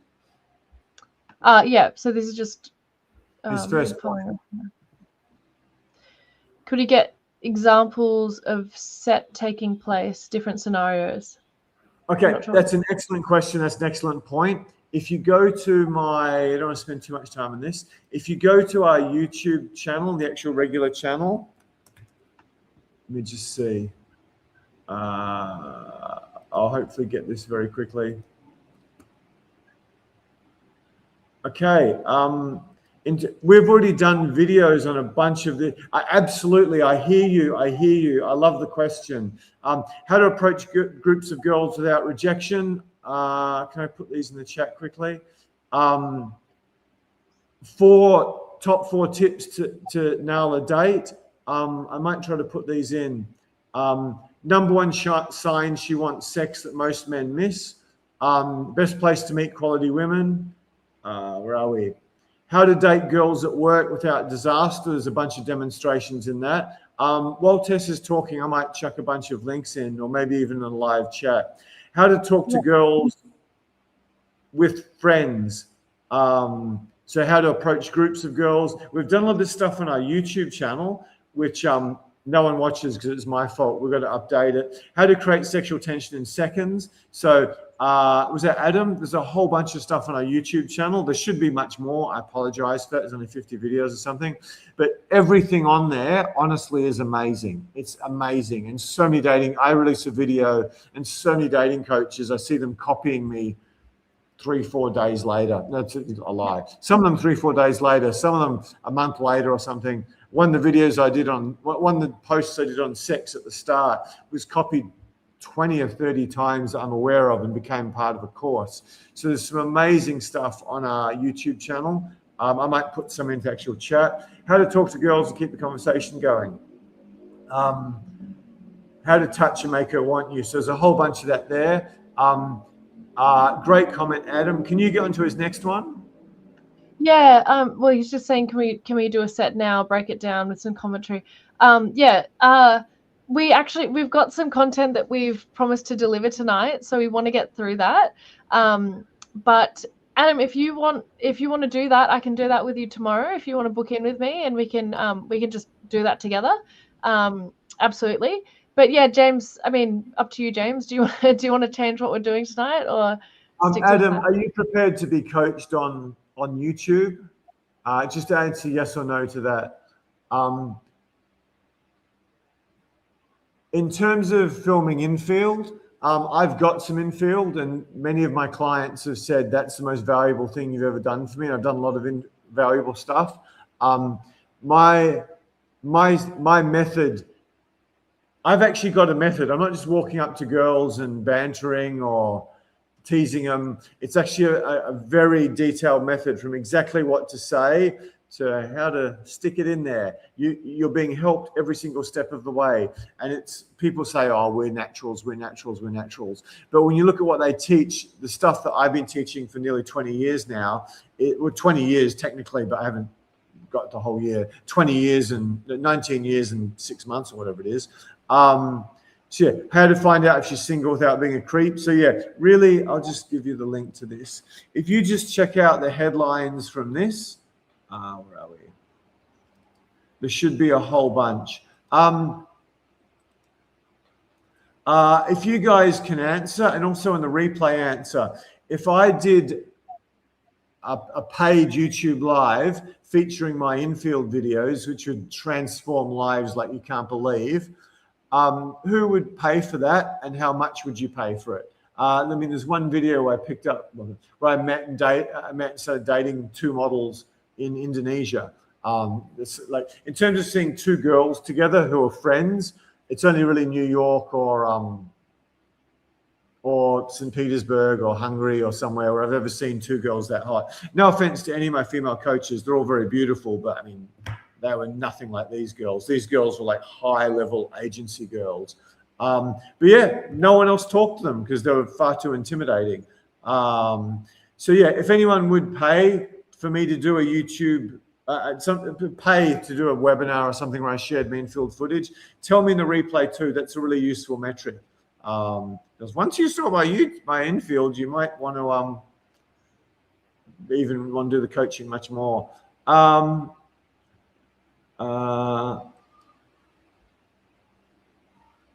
want to see a set done. Yeah, he wants to see us do a scenario, like right now to just show you what it looks like to get a number. I'll do that quickly. That won't take long. Yeah. Tess, really lovely to meet you. I'm gonna get going.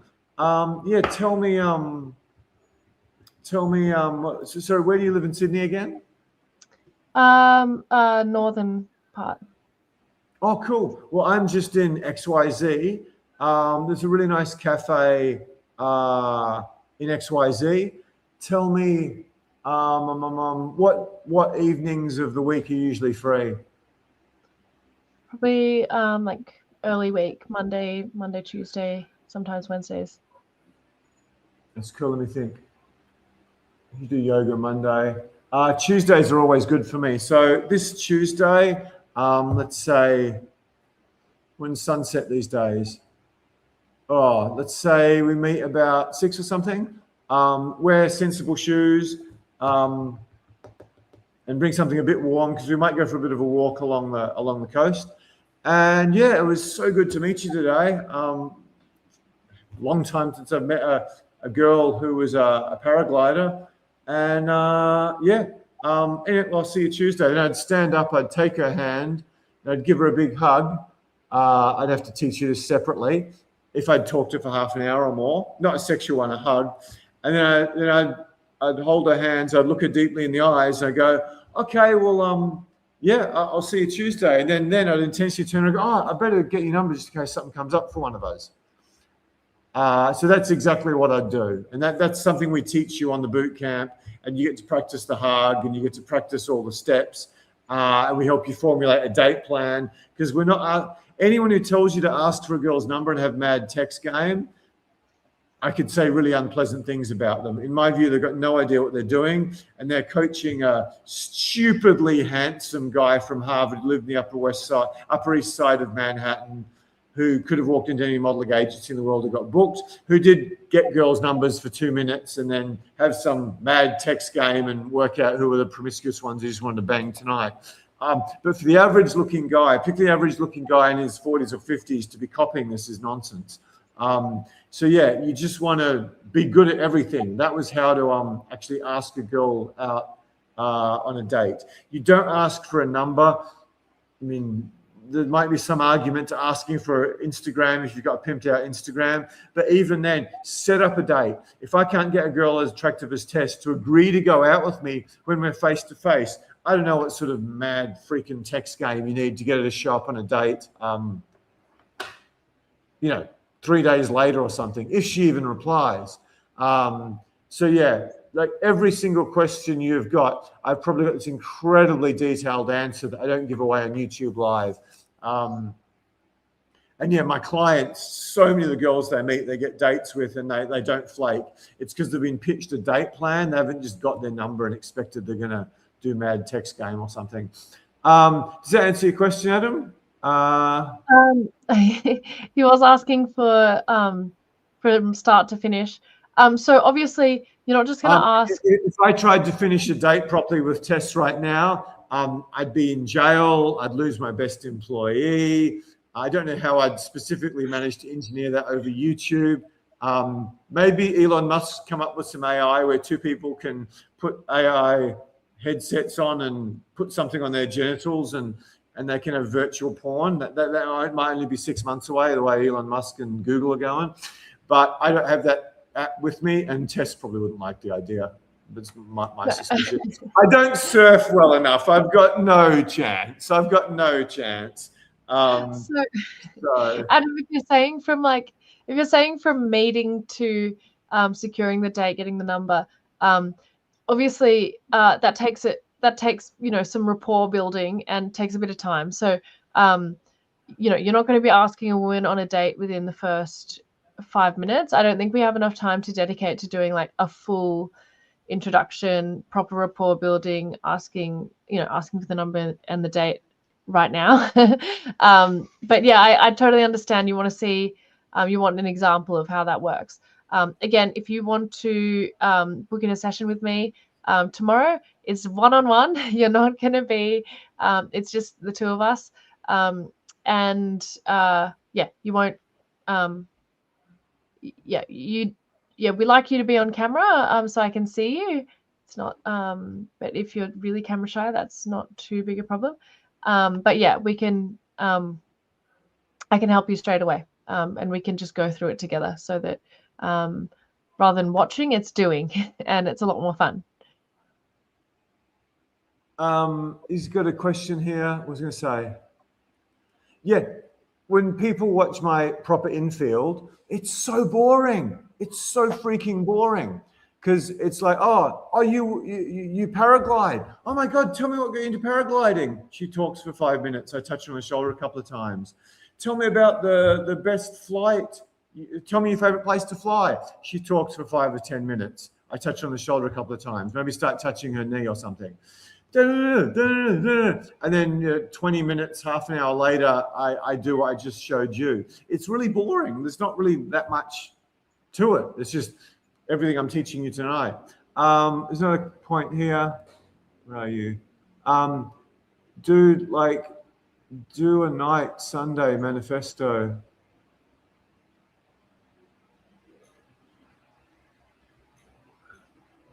Yeah, I need to answer that later. It's now, what's it now? Sunday. So I wasn't going to leave it till next Sunday because the hot girl might have forgotten about me then. So I managed to secure a date for Tuesday in my hypothetical interaction.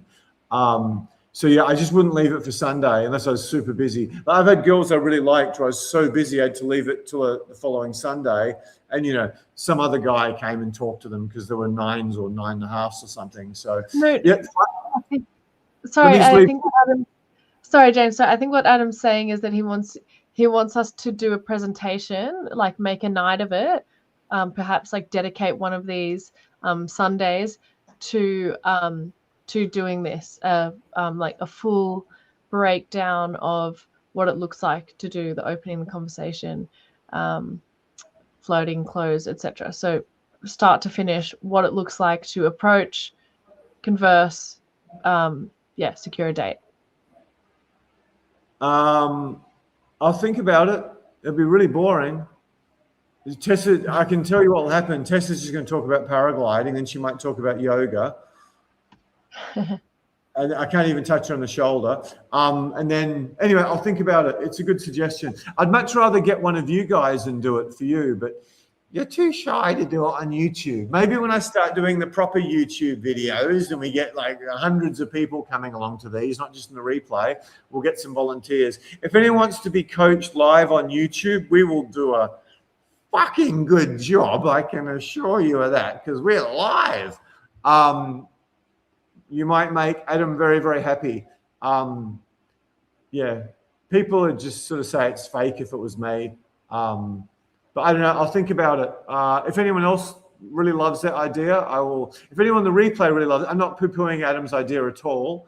I just don't know how entertaining it would be or how credible, because obviously you go, but she works for Social Coach. She's not going to tell you, fuck off, you big nose, grey beard, old weird looking hunchback man. She's not going to reject you. But I'll think about it.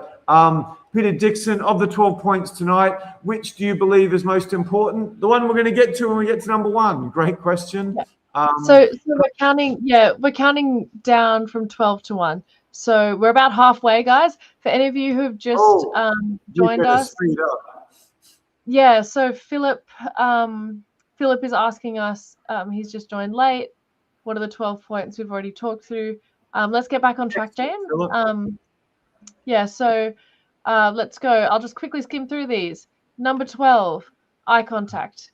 Number 11, body language. Number 10 is health. 9, style and grooming.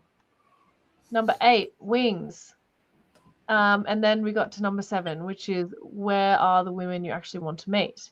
You can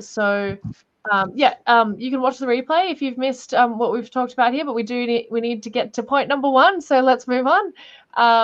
Number 6 is interests and slash culture. Do you want to kick that one off, James? We might just do a quick vote.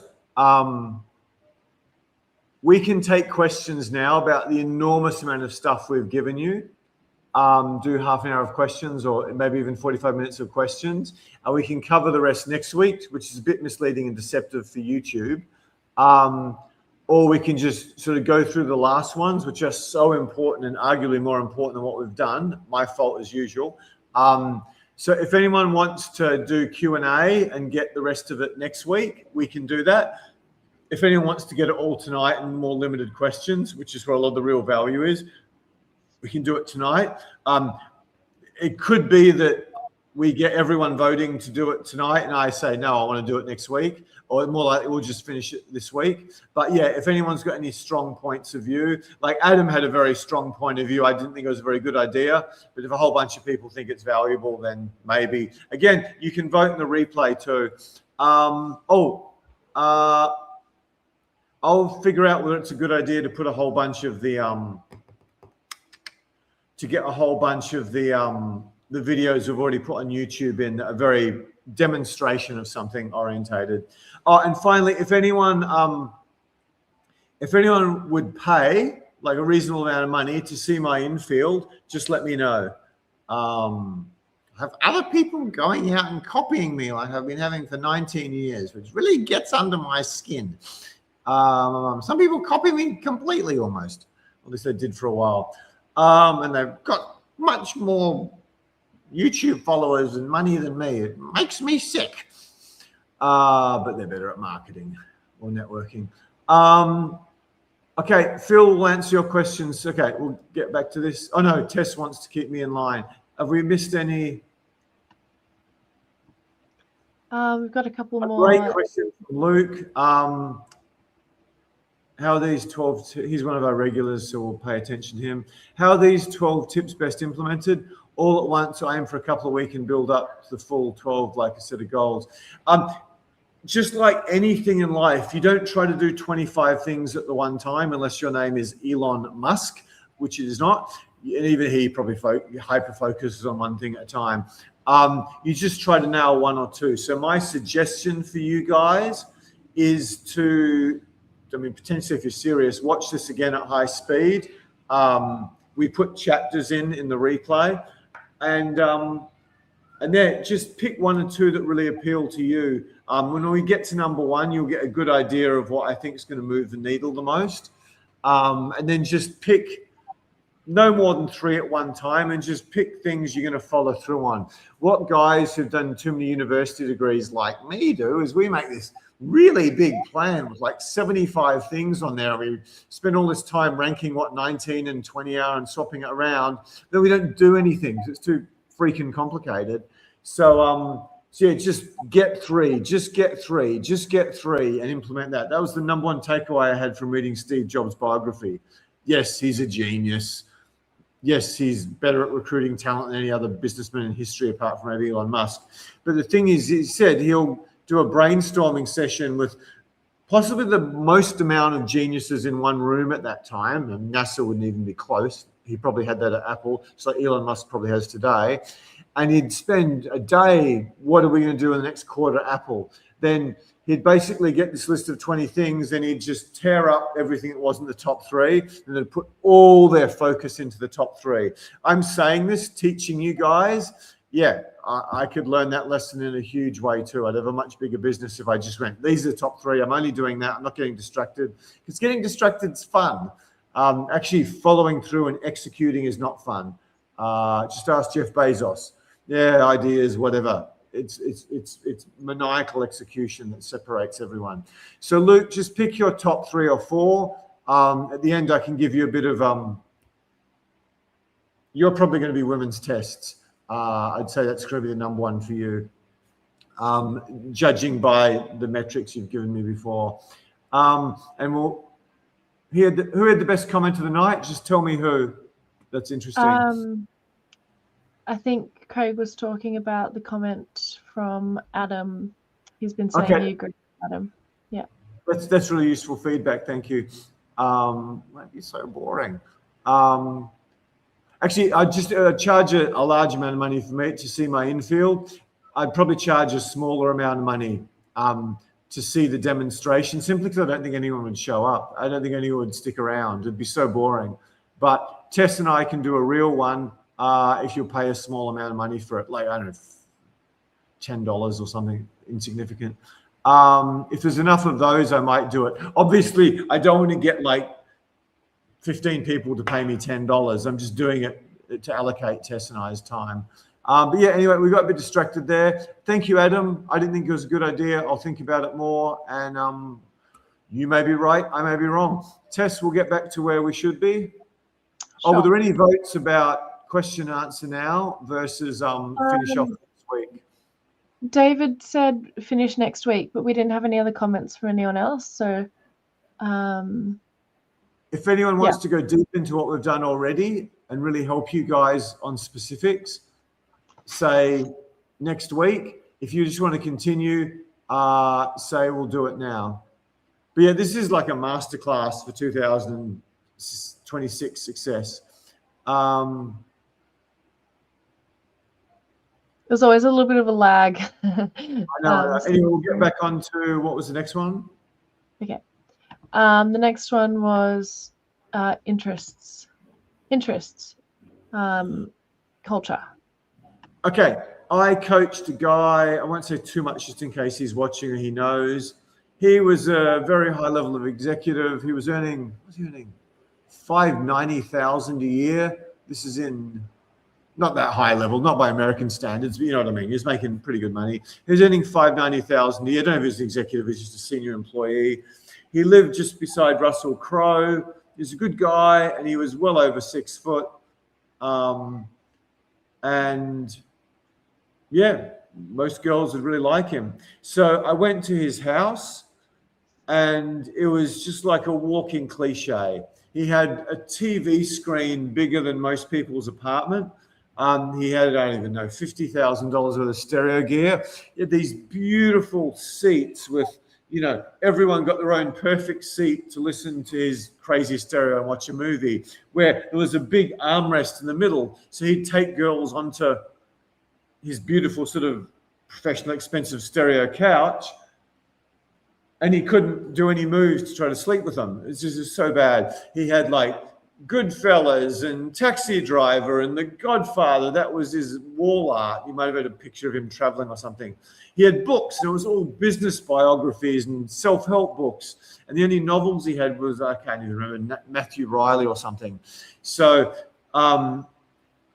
it just reeked bachelor pad. It stunk so bad of a bachelor pad. It was such a cliche. This guy's got money and he's boring as batshit. And I don't want to be rude, but he kind of was, even though he's 20 or 30 IQ points on me. So we get so many guys on our boot camps who tick every box. It's like, so what do you love in life? What are you most interested in? And they're like, oh. And it's often hard to get, because so many successful guys, their whole life's just consumed by work. They don't really do anything else or want anything else. I'll pick on me. When I was in finance, all I wanted to do was make money. I want to play basketball. I want to get drunk with my friends, in part to make more money or try to get a girl. So I was just really boring. Before I got into finance, I had a few interests. Before finance, I got a few interests. But yeah, I was just really boring. And girls met me. It's like, apart from make money and play basketball and play football and stay somewhat healthy, I had nothing going on for me. So many of you guys, particularly if your income's over $250,000, over $500,000, over $1 million, you know, whatever, your life's been so absorbed by work, you're boring as batshit. One of the biggest revelations I had was when I started hanging out in Manhattan. and a guy I was neighbors with, he was a promoter. He was a nightclub promoter, and I thought, oh, well, he's just going to bring hedge fund and private equity and stockbroker guys. He's just going to bring them up with some model from, fly over, shithouse town in Arkansas or something. And sorry, I've got the comments up. It's distracting me. I'll get to comments in a second. And yeah, but no, all the hot girls in Manhattan were in the cool kids, the hipster scene. They were with all these artists and musicians, and they've written a screenplay, and like fly around the world models who make, ridiculous amounts of money on one job, who can, some of them, a girl I dated could live comfortably in Manhattan off one TV campaign she did. They weren't necessarily interested in the executives. They're interested in the cool kids. Even these girls could have had anyone they possibly wanted. They might have done when they got well into their 30s and they'd had enough of the musicians and the poets and the screenwriters and the actors. But yeah, all the hot girls in Manhattan weren't at the yuppie bars, and if they were, they had to get paid at close to a modeling rate to do it. So yeah, most of you professional, successful guys, you're just so boring because it's been so consumed by work and success and managing your money and improving your skill set and mastering AI. It's like you talk to a girl, girls often have very different interests to men. It's like, okay, you can buy me $8,000 handbags if I give him a blowjob, and his dick taste bags, he's full of lewds and coke and steaks and alcohol. This is all conversations I've had with models in New York. But yeah, there's just nothing there for you. So many of you need to look at what are you most passionate about in life, and you've got to make sure some of these interests are a bit girl-friendly. So what's girl-friendly? I'll let Tess make a list before I round out. Tess? Yeah, what's girl-friendly? Broadly speaking, I mean, like health is a good one. Yeah, I think music as well, like anything kind of artistic. Books can be good as well. Travel is a huge one. What else? Female-friendly interests. Yeah, I mean, these are, I'm trying to keep these really broad. Like, these are a lot of things that a lot of you guys would probably already be interested in. Like food can be a good one. What am I missing? I'm not saying you need to take up knitting or get really into fashion or anything like that. Don't get me wrong. Like, this is more just about thinking about how you can connect with women around some of the things that they are broadly interested in. It doesn't mean that you have to do the exact same thing. Like, you need to get into ballet or something. So yeah, I think, I mean, travel is by far, it's a huge one. And again, having similar interests to her, if you don't, might not necessarily be on the superficial level, meaning that you do the same activity, but if you can connect with her on a deeper level around some of the experiences she's had, so this ties into travel, then that's actually a lot stronger. So if you've just had a lot of experiences, like travel experiences, or you'd like to try lots of new things, that sort of thing, that can work really well as well. Yeah, it's just huge, guys. You made me. I want Australia. You can go to jail for recording someone's audio because of what Rupert Murdoch did with the phone hacking scandal and his British newspapers. But yeah, I want to go into some like super organic, healthy cafe and pick up girls there. It's like, I mean, this has happened to me. It's like, oh yeah. Oh, you've got to activate your almonds. You've got to activate your almonds. You don't get any of the nutrients if you don't activate them. I activate them myself because I don't trust the manufacturers. So I do this. I put them in the oven. I leave them out in the sun. I add a tiny bit of sea salt. And then you're like, oh, yeah. So tell me how you make your own sauerkraut. Oh, I do this. I get the cabbage. I cut it myself and I add this and this, add that, add a bit of vinegar. And they're just starting to get gooey in their pants from talking about activating their almonds and making their own sauerkraut and, you know, the exact combination. Or you've got to get your potassium and your sodium in balance. Otherwise, everything's just thrown off. It's terrible. So I've got sex with some extremely attractive girls by just going, oh, wow, tell me more about activating your almonds. And they just crap on. It's quite interesting to me. You've got no idea how the hottest girls are so fanatical about this.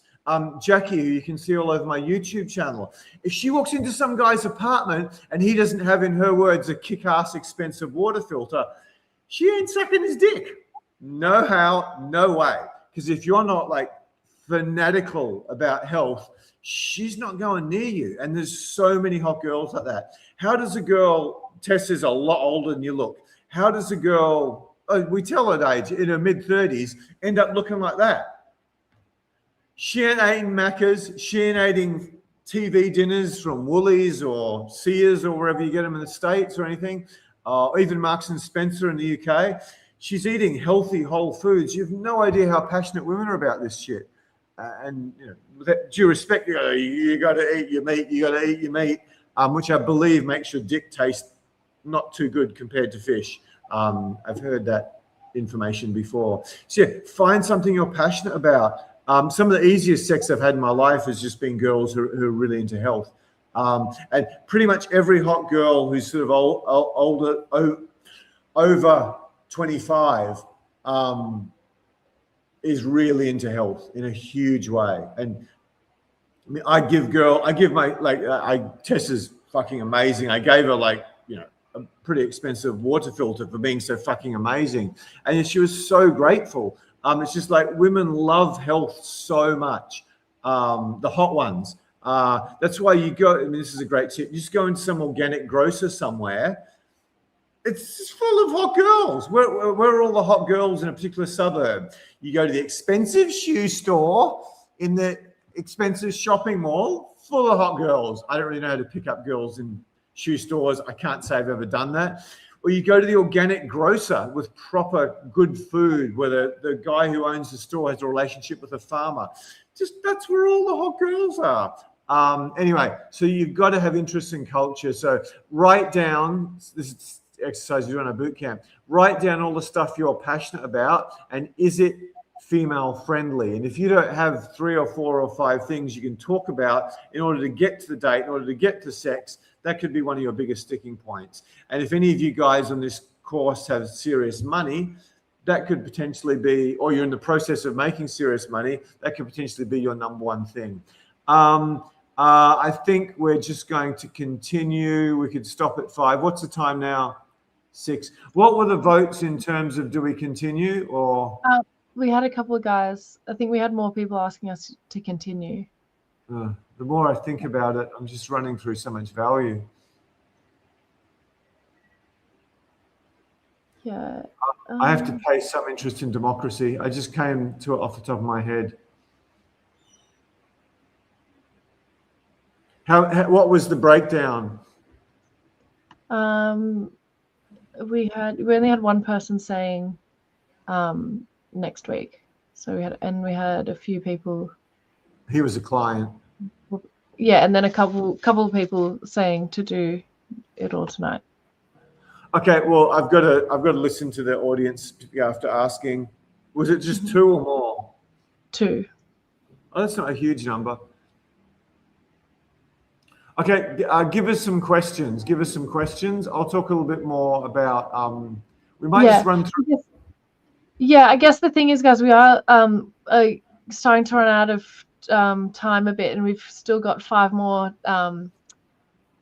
to get through. So we want to give you the most amount of value as we can, and not just be skimming through things just to get through it. But yeah, we've had a couple of questions. See how valuable the questions are. I mean, this one, someone just wants to know how tall you are. I might be 6'1". I'm 6 foot and maybe 6'1". I'm not sure. Probably 6'1". I might have shrunk in my old age. My nose has got bigger. My ears have got bigger, and I might have shrunk. My nose has definitely got bigger. I look at it and go, wow, it wasn't that big 20 years ago, I don't think.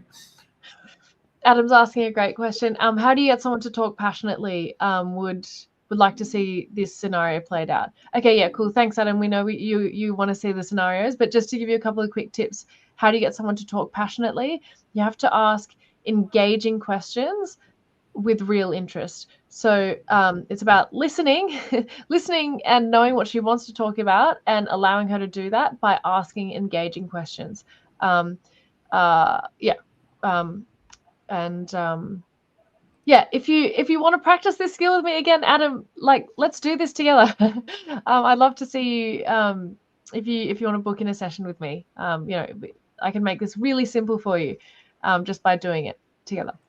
The very short answer to this question, which I can answer in a few sentences, which is the video on, is find out what makes her heart sing and get her talking about it. Find out what makes her heart sing and get her talk. I think it's the thing we've used as our subscribe video on YouTube.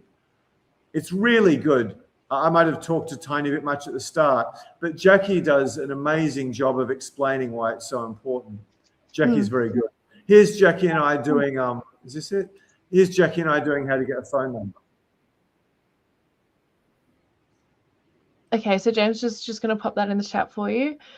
Adam is asking again, following on from that, does this happen in a cocktail bar? Yes, it can happen anywhere. If you get a woman talking about something that makes her heart sing or something that she really loves, she's going to want to talk about it, right? So yeah, she'll be speaking passionately about something she's passionate about. You just have to elicit what that is, ask the engaging questions, and she's going to passionately talk about her passions. I've slept with a girl, a couple of dates in San Fran. She was getting photocopies picked up. This is a while ago. I'm trying to think of some of the peculiar places I've met and slept with girls, like so many weird places. And it's just, that's the thing. Okay, this is like, to most of the dating coaches I've looked at, this is like, they think I'm talking conspiracy theories. Yeah, just so much of getting a girl on a date or getting sex with her is connecting over the things you really love in life. You don't need mad game. You just need to have basic competence at the 12 things we're giving you tonight and a couple more. And then find out what her hobbies and interests are. Just quickly, number one girl in my life, love travel, love literature, pretty into health. Number two, smarter than pretty much any man I've ever met in Australia, love travel. Number three, not so much a travel girl. She was a tiny bit fragile for me. Model, one was a model. She loved literature with all her heart and soul, loved the yoga meditation. Number four, she loved literature, philosophy with all her heart and soul. She'd traveled a lot. I met her traveling. Number five, I met her and she's the one who introduced me to yoga. Loved literature. I had a copy of Machiavelli, The Prince. And as soon as she saw that, she grabbed it off me and became a lot more attracted to me. And she rode that on the bus around India. Number six, loved books, loved literature. So yeah, how did I get, in 5 of these cases, there were models. How did I get these girls? How did I get these girls? I mean, one of them made enough money from one campaign in Europe to basically live for the rest of her life if she's getting the ongoings off it. How did I get these girls? Because we connected on the things that made their heart sing. That might be one of the most important points of everything tonight. So if you're a desirable guy, but you're boring to women, you're opening your wallet and your life to gold diggers, because they will go with you, but not for the right reasons. Whereas if you're short, not that attractive, you don't have a fancy job, you're not that muscly, you're skinny like me, but you really connect with a girl. Tess will not date her celebrity bonk, who's one of the Hemsworth brothers. I don't know. Yeah. I know the fast car driving one, who I think was in one of those Marvel movies, or maybe many of them. Yeah, she will not. What's his name? Liam Hemsworth. Liam. So I've got to remember. She will not date Liam Hemsworth, he's her celebrity bonk if he doesn't surf. So yeah, this is how important this shit is to women. Adam, if you tell me your age and occupation, that would be really interesting. Unfortunately, the early pickup artists have put this nonsense in guys' minds that there's this algorithm, you follow it, and any woman will fall into your bed. Now, at a certain level, yes, that is possible. Not possible, but you can get closer to it. But you can just have decent skills. You're not crazy, maniacal, Michael Jordan expert at picking up girls. You can be talking to girls who've got a lot in common, and yeah, they fall into bed. And if I think of so many of the other women of my life, it's been travel and literature. And there's been a whole, or philosophy, there's been a whole bunch where it had something to do with yoga, meditation.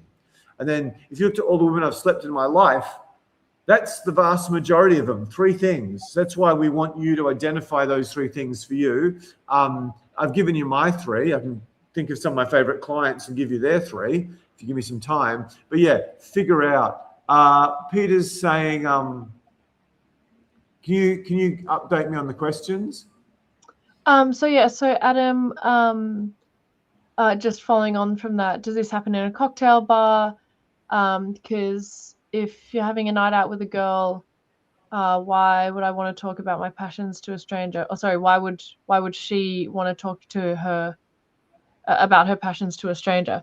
Okay, well, if you've approached her and you've made a really bad first impression and she thinks you're creepy and weird, then yeah, maybe she's not going to want to talk to you about her passions, even if you ask a good, engaging question. But if you have some skill, which is what we teach you, and she's doesn't have any barriers, then yes, she would love to talk to you about her passions. Women love talking about themselves, and I think people in general, if someone's interested and engaged with something, one of your biggest passions in life, and they're showing that they're listening, they're giving you their full presence, and they're asking engaging questions, why would you not want to talk about that? Like, of course you would. It's you're passionate about it, right? So women love this. This is a fantastic example of the pickup artists, how they've put these crazy ideas in a guy's mind, and often very, very intelligent guys, because they see some sort of formula they can follow and think there's endless pussy at the end of the rainbow, and they buy into that. And Eben Pagan, David D'Angelo is one of the great early marketers. Can you go back a question? I know we're up to.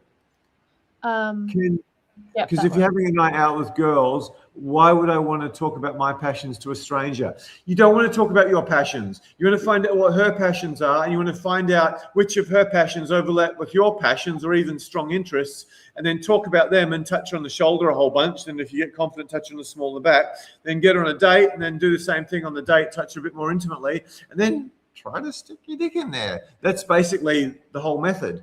And if you've got a lot in common already, then it's happened so much easier. And Adam, thank you. You've really alerted me to something, how clueless guys are about this. I shared, for those of you who just joined, we had a very early employee of a very famous tech company that when it floats is going to go for, I don't even know. We had a celebrity psychiatrist, and we had like one of the hottest 40-something guys you could ever imagine, who my model female coaches just threw their panties at. Early 30-something-year-old models were basically throwing their panties at this guy. It was almost a disgrace. Tess was well behaved. Thank you, Tess. The rest of them was like, he was so hot, it was ridiculous, and masculine and well over 6 foot. But the number one takeaway I had for all them is you guys just need standards. All they wanted was a hot girl who's not a bitch. And they didn't really think there was anything beyond that. Successful guys. If you look at the most successful people ever, I don't know, Van Gogh, Tchaikovsky, Nietzsche, Freud, certainly Steve Jobs, Michael Jordan, Michael Jackson.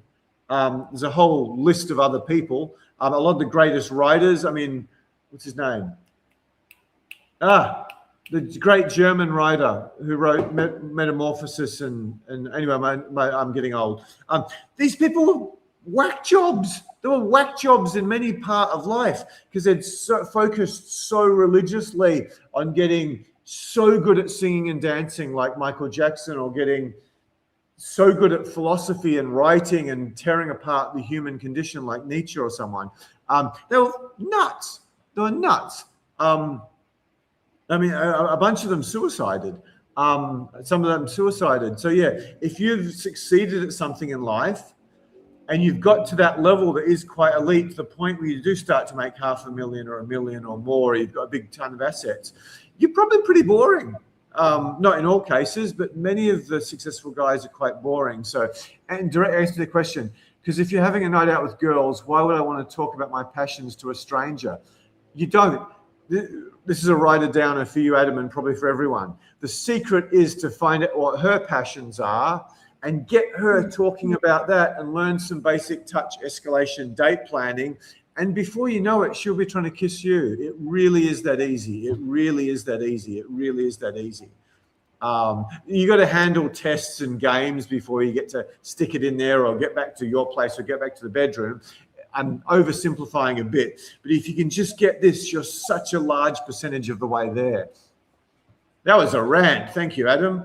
I did a podcast thing. You guys come on and argue with me, debate with me. Call me a big-nosed, stupid old freak show who doesn't know what he's talking about. That'll be fun. That'll get some good engagement on YouTube. Tess, do you have any really dumb girlfriends you can come on and debate feminism with me? I think that could be, or even smart ones. Smart ones would be good.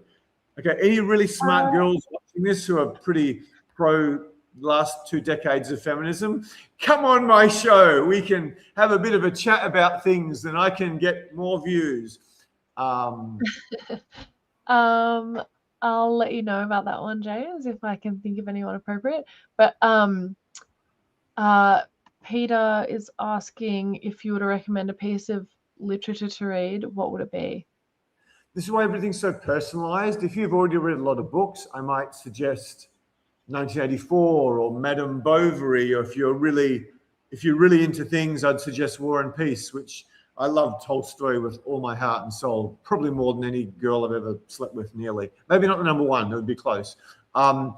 If you're not a reader, sorry, I keep quoting comedians. Bill Hicks, he's in a cafe in buttfuck Arkansas or something, and the waitress walks up to him and goes, "What are you reading for? What are you reading for?" It's probably not a very good American accent.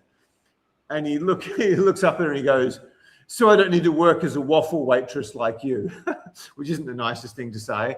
But yeah, just books is magical. It's like meditation. It's magical what it does for your life. But you don't read a couple of books and then your life transforms. It takes a long time. It's not like touch, eye contact, body language, conversation skills, stuff that we can get you instant results tomorrow. But yeah, in terms of books, I believe stuff like Matthew Riley, the Dan Brown, the guys who write books that are addictive, like I believe they make TV shows now, but I don't watch TV. The guy I'd recommend is The Wolf of Wall Street by, what's his face? I'm getting old and I'm getting hungry. Brain is gone. My brain's gone today. The guy who wrote Wolf of Wall Street, the stockbroker who should be in jail for the rest of time for scamming people. But he wrote a bloody good book. Jordan Belfort. That is a very hard book to come down. It's like he loves drugs. He made a book that's like drugs. It's not going to change your life. It won't give you much like literature does, but he did a very good job of writing a very hard to put down book. What's next? Yeah, guys who are red pill don't like women who travel. That is my favorite comment of tonight. This is such a big difference between me and Tess and them. Okay, I don't agree with everything Andrew Tate says. I do not share his taste in women. Lots of plastic surgery, lots of expensive handbags. They're not my taste at all. But he says more intelligent stuff than many of the other people I've found on YouTube. But yeah, he's got very different tastes in women to me. Very different, from what I can tell, very different tastes. So the guys who are red pill, they basically want, I don't know, like a dog. They don't want to have a relationship with a woman. They want someone who looks good in their arm, who doesn't give them any dramas, who maybe cooks them food, who cleans, even though some of these guys are rich from their YouTube channels. They don't, in my view, they don't respect women as human beings. I want the smartest girl I can realistically get. I've dated one girl who was so much smarter than me, it was ridiculous. It was like literally like me dating her dog compared to me. I've dated a bunch of other girls who are actuaries and surgeons and so many master's degrees. That's what I look for. I don't want to have fucking dumb kids, which is what, I mean, maybe their model is they have like 20 different wives. They're all dumb and stupid, but they're all tall and beautiful, and they're trying to succeed like that. So yeah, I want a woman. I don't want to be bored shitless with a woman I'm stuck with who can get half my money, who can ruin my life, who can hide my kids from her, or kidnap them and take them off to Vladivostok or something where I can't get hold of them again. So I want a woman who's a partner, who's amazing, because one thing that if you listen to billionaires give you their number one piece of advice in life, and I believe Charlie Munger says this, there's a whole bunch of other ones. I've seen them come up on YouTube, on Twitter or something. The number one most important skill if you want to get rich is to pick the right life partner. Because if you pick the wrong one, that's going to basically destroy your chances of getting rich. If you pick the right one, she's going to stick an Elon Musk rocket ship directly up your ass to the moon. That is guaranteed. I've had probably 6 women who advanced my life forward more than you could ever imagine. The man I am today is really down to probably 4 of those women, maybe 6 actually. But yeah, I would probably be worth tens of millions now if I hadn't stayed too long with the wrong woman, even with all my lack of business acumen and lack of interest in business and marketing and funnels and passion for helping people. So yeah, nothing will destroy you as much as the wrong woman. Ask any guy with cash. And it's not just destroy you, it'll be destroy your family. Watch, for those of you who don't like reading books, watch Martin Scorsese's Casino movie, where Sharon Stone is just toxic.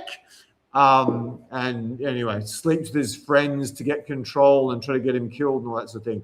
Gone Girl's another one. The book's not bad. The movie's pretty good. So in my view, if you just want hot girls who are brainless, who are somewhat docile, then maybe I'm not the right dating coach for you. I still think I am, because if you connect on whatever their hobbies, interests are, you'll get a long way. If you want a girl who you're actually going to enjoy her company for more than 2 weeks, more than just every time she gives you blowjobs or something or whatever, yeah, definitely listen to Tess and I. So yeah, in my view, the red pills see women as like inferior creatures. And in some ways they are, but in many ways, men are inferior creatures, certainly socially, at reading what's going on, particularly understanding people and having empathy. So yeah, I just have a very different worldview to the red pill guys, but so much of what they say is true because they're just doing what I'm doing, plagiarizing Darwin or the people who are plagiarizing Darwin, the evolutionary psychologists and biologists. So I agree with a lot of what they're saying, and I was teaching them this stuff long before any of them had any fame. If anyone knows the red pill, one of the most famous guys did the life cycle of beautiful women. I was doing that at my student conference in 2009. I could probably find the video to prove it if I haven't lost it. I've been doing it well before these guys blew up on YouTube. So I agree with them. I agree with many of the differences in men and women that make life hard, but I have very different goals in terms of the sort of woman I want in my life. And I think they just see women as holes and status symbols. And, I see them as holes and status symbols to some extent too, but there's a whole bunch of other stuff for me. So if you actually, you guys are all mostly over 40, some over 50, some over 60. So if you want a girl you can actually have as a life partner, someone to contribute to your life, someone to grow old with, listen to me, don't listen to them. They're just telling you all the bad stuff about women without the good stuff. Okay, so next question, Tess. Yeah, a question from Adam. So there'd be a time and opportunity to approach, because if girls are in a group and you're like, hey, what are your passions? She's going to brush you off. So no, no, she's not going to brush you off. Like, this is what we teach you. Obviously, approaching groups is another skill to approaching a singular woman. And yeah, there are definitely certain techniques around that, and it's complex. Like, there's a lot of body language stuff, positioning. You also, if you're approaching a group, you've actually got to engage the group, not just one person. So there's a lot to this. If you do it right, she's not going to brush you off. And also, I wouldn't necessarily ask the question, hey, what are your passions, as the first thing you say to a person. Yeah, she might not respond to that. She'll be like, oh, who are you? Like, why do I need to talk to you? So yeah, obviously there's a way to get into this. Yeah, approaching one woman versus a group, again, like I said, different techniques. And yeah, you need to think about body positioning, etc. And yeah, this is stuff. This is quite complex. Like, yeah, I can see, Adam, that you really want the demonstration, which is something that which is something that we can potentially do for you. But again, if you just want to expedite this whole process, book in with me. I can answer all of your questions, and I can do the demonstration with you.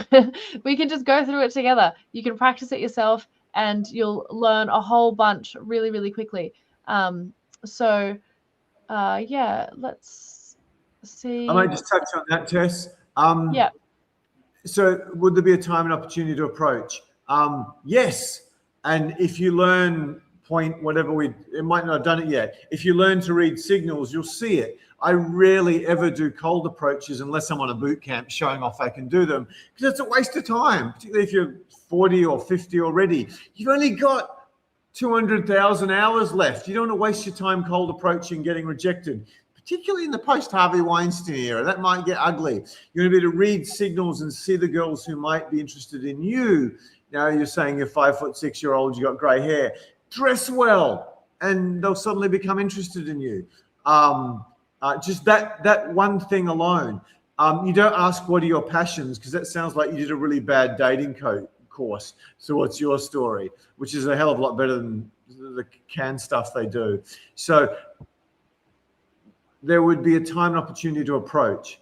Yes, you can do cold approaches, which we teach the entire Friday of the boot camp, and that's a core skill to get better with women. You've got to have that, otherwise you're just stranded on this tiny little island all by yourself, helpless. You've got to be able to do cold approaches, and they're a fundamental building block. But you don't actually get results out of cold approaches. Yes, you do sometimes. The third greatest woman of my life I met doing a cold approach, albeit that was in a bookstore. But most of the other girls I've met by taking advantage of a social situation I was in. Yeah, in every case. What are your passions is a really dumb question. You've got to mask that as like, oh, so what do you got planned for the weekend? And if you ask her what she's got planned for the weekend, she's probably going to tell you one of her passions. So yeah, this is the whole detailed method we teach. Thank you, Adam. Loving this. Good feedback. Next question, Tess. Yeah. So we have a question from Stavros, who's asking, what are good places in Sydney to meet girls who love heavy metal and rock music? And we've had, just broadly, I would say, at places where they play heavy metal and rock music. We've had some people give some recommendations for you. You can look through your comments, Stavros, but just quickly we'll go through. I can't attest to these, but just to give you an idea, this is what Adam's saying.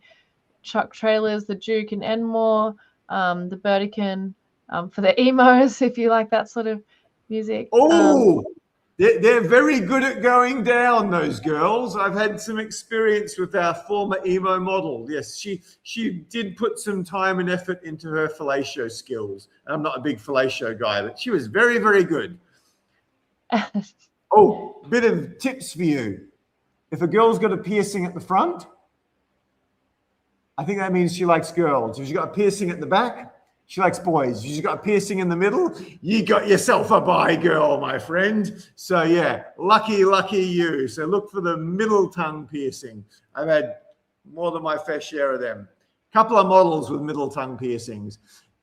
Can someone say thank you for all this interesting trivia I give you on YouTube Live? So anyway, you should Google that. I think the front is for the clit. Somewhere in the middle is for the penis.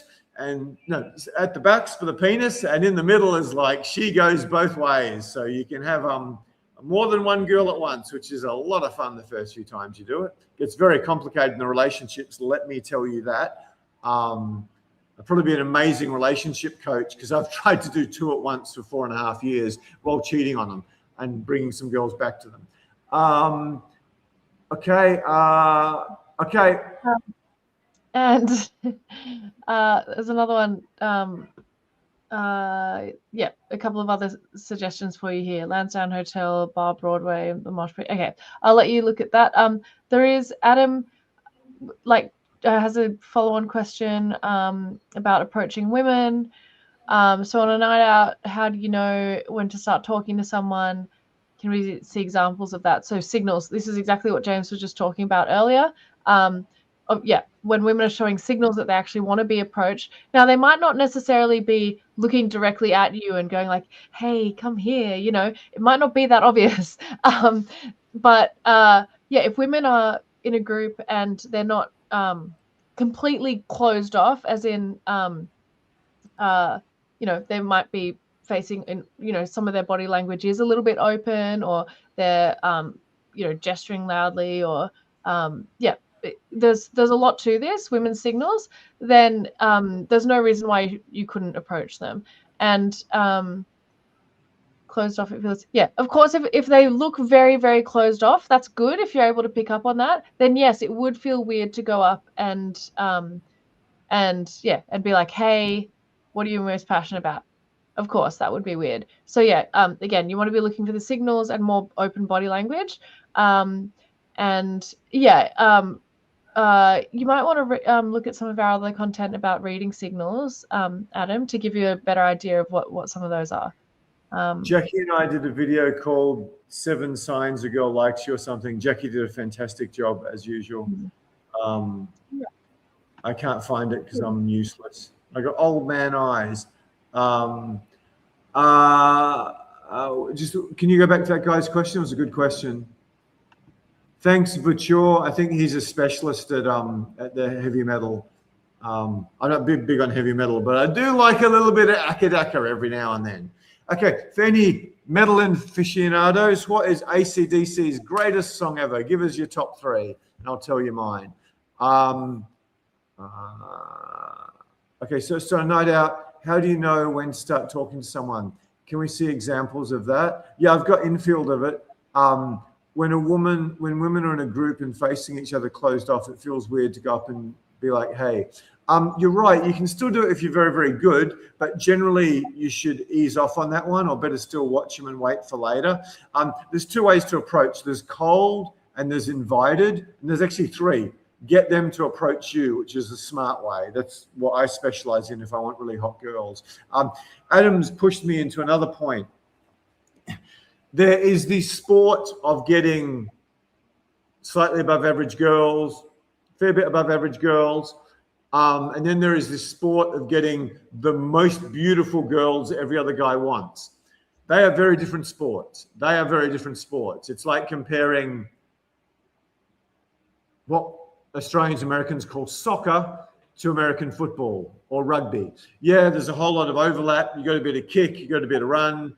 There's some skill involved. You got to have ball skills, you got to have reflexes, but they're very, very different sports. Because what works on average girls or below average girls completely sucks on the hottest girls. Adam and I agree on something. No, we don't. Same album. Mine was Rock and Roll Ain't Noise Pollution, probably followed by Touch Too Much and Jailbreak. So yeah, I do like a bit of akadaka. I was a bogan when I was younger. I was surrounded by some good bogans who worshipped akadaka, lined up for days to get concert tickets. They're the second biggest selling album of all time. Aussies, or sort of Scottish Aussies. So you can do cold approaches, which we teach the Friday of our boot camp. And then when you get better, we start to teach you how to do invited approaches, which are far, far more potent. When you start to get a handle on invited approaches in day game, your results go turbocharged. When you start to get a handle on invited approaches in a situation where there's girls that might be interested in you, you just destroy everyone. And that's part of my success in bookstores, dragging models out of bookstores. Yeah, it's just, I look them up and down, I walk away, I see them looking at me, I go up. I mean, as long as you understand women's tests, you're so close to sex. You're certainly so close to a date. You got to remember, some girls throw, like last night I was walking in a market and some pretty hot girl threw a whole bunch of signals at me. But I don't know, I was doing my sort of walk that I taught you at the beginning. So I was probably more desirable looking than the average guy there. And then I walked around, so it wasn't appropriate to talk to her. And I walked back and it turned out she did have a man with her, but she still sent me a bunch of signals. So what you guys need to understand is this isn't physics or maths. It's not like every situation you put that input in, you get exactly the same output. This girl liked me. She noticed me. If a guy wasn't around, she possibly would have talked to me quite happily. Potentially, if she was bored with him, she might have slept with me. Not that I'd do that intentionally. But yeah, so you might see signals, and it might turn out she's got a guy with her. That happens. It's part of dating. I'm gonna upset my very best coach soon. We will finish off the questions, then we'll round this out again soon because it is getting a bit late. Yeah.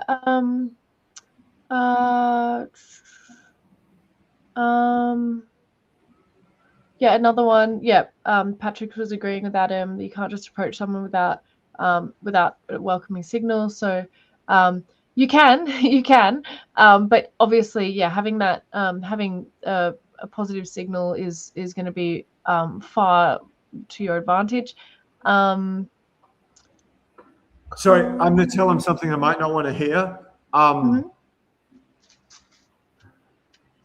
I just think you've got to learn to cold approach.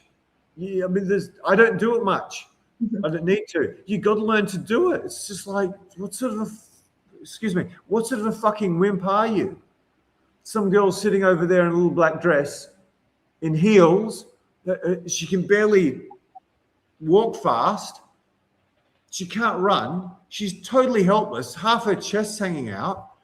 And you're too scared to walk over and say hello to her after she's been looking. I mean, okay, that's invited approach. It's like, yeah, you just got to do a bunch. I mean, I'm not being a very good salesman or marketer here. No, you don't do cold approach. We'll get models landing on your dick tomorrow. Just do the call with Tess and take our coaching and everything will be fine. You do, but one of the first things we do is teach you how to cold approach, which is probably a really bad sales technique here.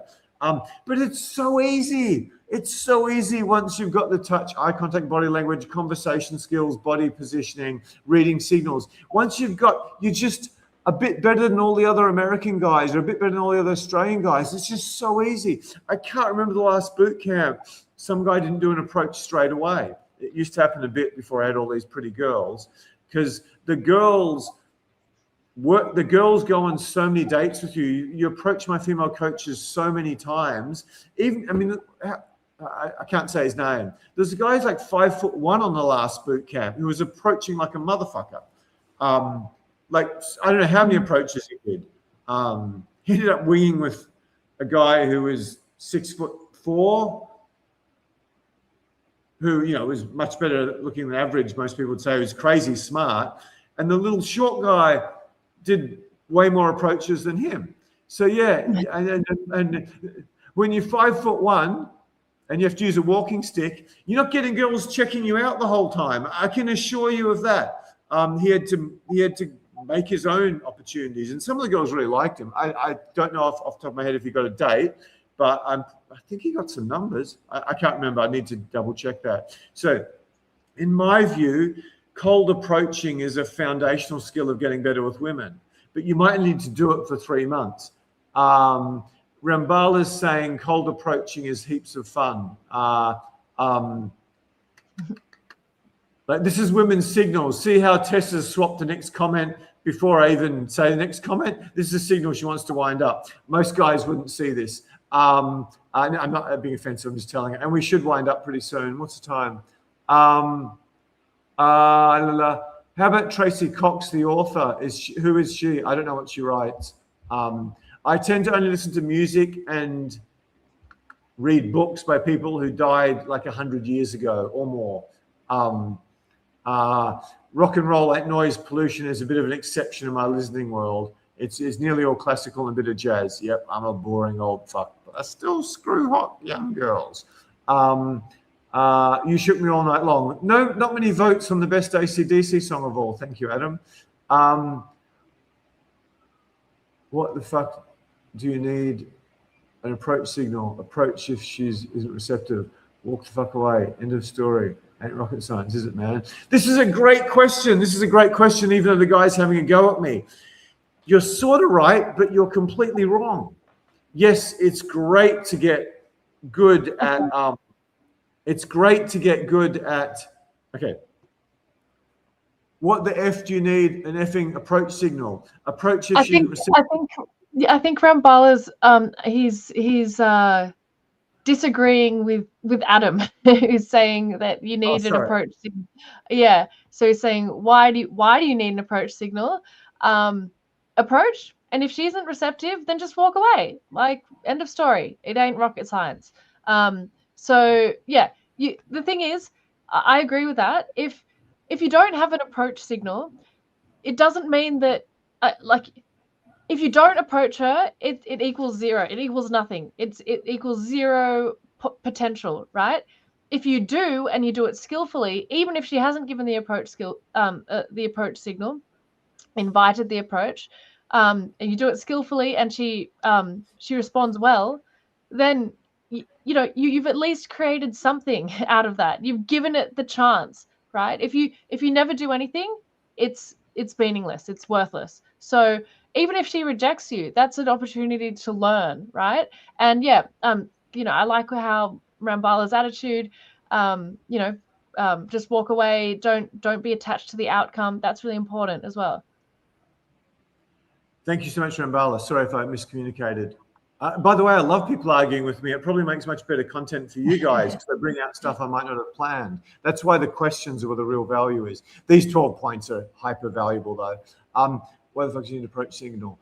The reason you need it is because it's so much easier. It's so much easier. It's so much easier. It's like, I'll use a marketing example. You get the phone book and I start ringing random numbers going, hey man, do you need a dating coach? Would you like a date with my best female coach who's a model and she's unreal, she can change your life? No, fuck off. I'm a woman, I'm gay, I'm lesbian. I'm 3 years old. I don't think my mum would like that. It's just very, very bad marketing. And that's essentially what cold approach is. Whereas if I do some great video of Tess looking sexy, talking about how we've transformed so many clients' lives and talk about, you're probably struggling with this and that, and you're getting depressed and whatever. And I do sort of proper marketing. And then you guys respond to that. And then I go, hey, do you want to date with Tess? Most of them will probably go yes and pay a lot of money. So cold approaching is like the most basic, stupid form of trying to meet women. But you got to do it. And congratulations to you. Why the F do you need an approach signal? Approach isn't receptive. Walk the F away. That's a great mindset for a beginner. He said some other wise stuff. Can we go back to it? Not anyway. I love mixed sets. I don't use the word sets. If girls here see that, they might go, yeah, don't do that. When you go up to mixed groups, it can be much easier. And there's a lot of guys who will approach a girl by great comment. Rambala, why is it better to approach a group where there's guys in it? Great question. Okay, a small percentage of American, Australian, Canadian, English men can approach a girl by herself. A much smaller percentage of men from our culture, including Western Europe, can approach 2 girls. An even smaller percentage can approach 4 or 5 girls. Now, when you put a guy in there or several guys in there as well, you're down to the size of an ant's penis. Not even the penis, just the foreskin. It's tiny percentage of the Western world's population that will ever do that. So it's not going to work out every time. Sometimes they're dating them. If you get really good at reading signals, you would know that ahead of time, which is what we teach. But yeah, you've talked to girls who are never, ever going to get talked to otherwise. So he's 100% right. Approaching what he's calling mixed sets, I'd say groups where there's men and women in there, can work out incredibly well. You might strike out 5 times. No, they're taken. No, she's not interested in you. No, she's out with guys from work. She doesn't talk to you. But that one time, you might get something so easy. One of my favorite clients from 20 years ago, nearly, he'd never approached in his life. He was horrible childhood, horrible, basically no sex in his life. He's just completely destroyed on his first boot camp. And he went from being very poor, half Asian, short, sort of slightly weird body and head. I better be careful what he says. He's rocked up to one of these, even though he's been married for 5 years. And he approached like a proper society girl, hot enough to be a model. Parents had whatever it was. My girlfriend and I at the time were going to get lent a $7 million house in Bunker Bay just when we went down south, just because I knew her girlfriend, I knew his girlfriend. And he approached her in a mixed group. What other guy would ever do this? So yeah, he's absolutely right. If you can have the cold approach skills to approach mixed groups, it's so easy. I'm giving some really good value tonight. I once approached a girl, cold approached, who was just sitting in a food court. And yes, she looked like a model. She was pretty much the hottest girl I saw in San Francisco. She was 6 foot tall, towering over me in heels. And I do everything I displayed for whatever his name was, Adam. And I asked her on my date plan, and she wasn't interested because she had a boyfriend. And I said, "Oh, your name was Cassie." Might have been Cassandra. Yeah, I can actually remember her name. I go, "Oh, that sucks. Every time I meet a tall, intelligent, feminine girl who loves to travel, they've always got a boyfriend. It's so good to meet you, Cassie. Tell me, can you, I'm just in San Francisco for probably a month or 2. Do you have any friends who are as tall, beautiful, intelligent, and feminine as you?" And she goes, "Yeah, I do. I've got lots of them. Some of them might like to meet you." She said, "We're going to the opening of a club, a nightclub." And it was like the opening of some super cool party. And I was literally there with a founder who's a multi-billionaire now. He was a friend of mine. I turned into a friend I coached. I'm not friends anymore, sadly. Not because we fell out, just because I had too many girls on the go and didn't bother responding to his messages. And yeah, he got invited to this club opening. I got invited by this girl. And there was these crazy after parties in San Fran because they shut the bars at 12 or 1 or something. So he couldn't get to the after party that I could because I had a Ken doll guy and the hottest girl in San Francisco that I ever saw. And then every girl looks at her and looks at the two of us, even though he was 100 times better looking than me, and goes, "I want to sleep with whichever guy is not banging her," which happened to be me. And women were throwing themselves at me, and I was dressed really badly, and I was 10 or 15 years, 10 years maybe older than the rest of them. So yeah, if you have, I've got a bit of a distraction, but I was hoping for a good distraction. If you have the courage to approach girls in groups, which is effortless, it's so much easier than approaching one girl at a time, that we teach you on the first night of the boot camp. If you have the courage to approach groups where there's guys and girls in there, it doesn't work every time, but when it does work, it works like crazy. Then you can just do my secret of, Tess, you're amazing, you're feminine, you're beautiful, you're adventurous, you're intelligent, you're an Aussie girl who's well-spoken. Do you have any friends like you could possibly hook me up with? And a lot of times they say, yes, I've got laid doing this. Anyway, we gave you guys a shitload of value tonight, as we say in Australia where I grew up. Tessa's going to not show up next week if I don't let her go and get on with her life. So yeah, thank you for all the questions. Adam, thank you for the pushback.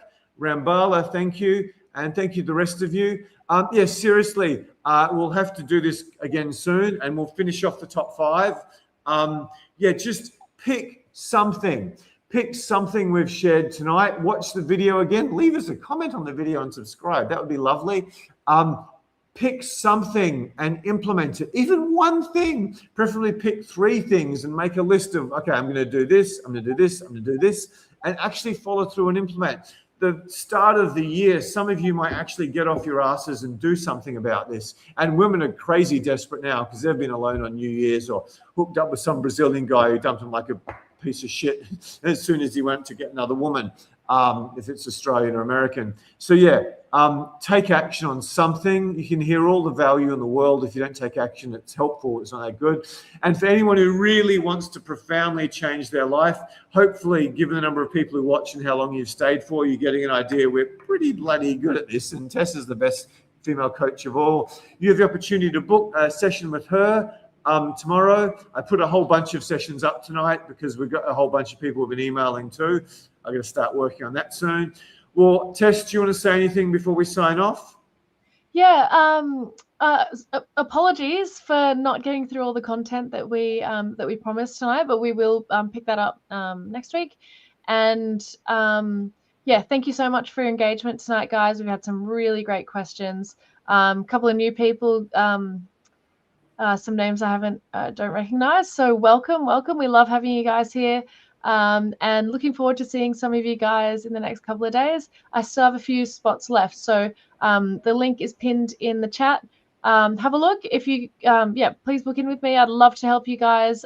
We work one-on-one. I can give you some really important feedback to help you straight away. Start 2026 off with a bang. And if you can't find any availability, if you're international, just email info@socialcoach.com. We should be able to help you out there.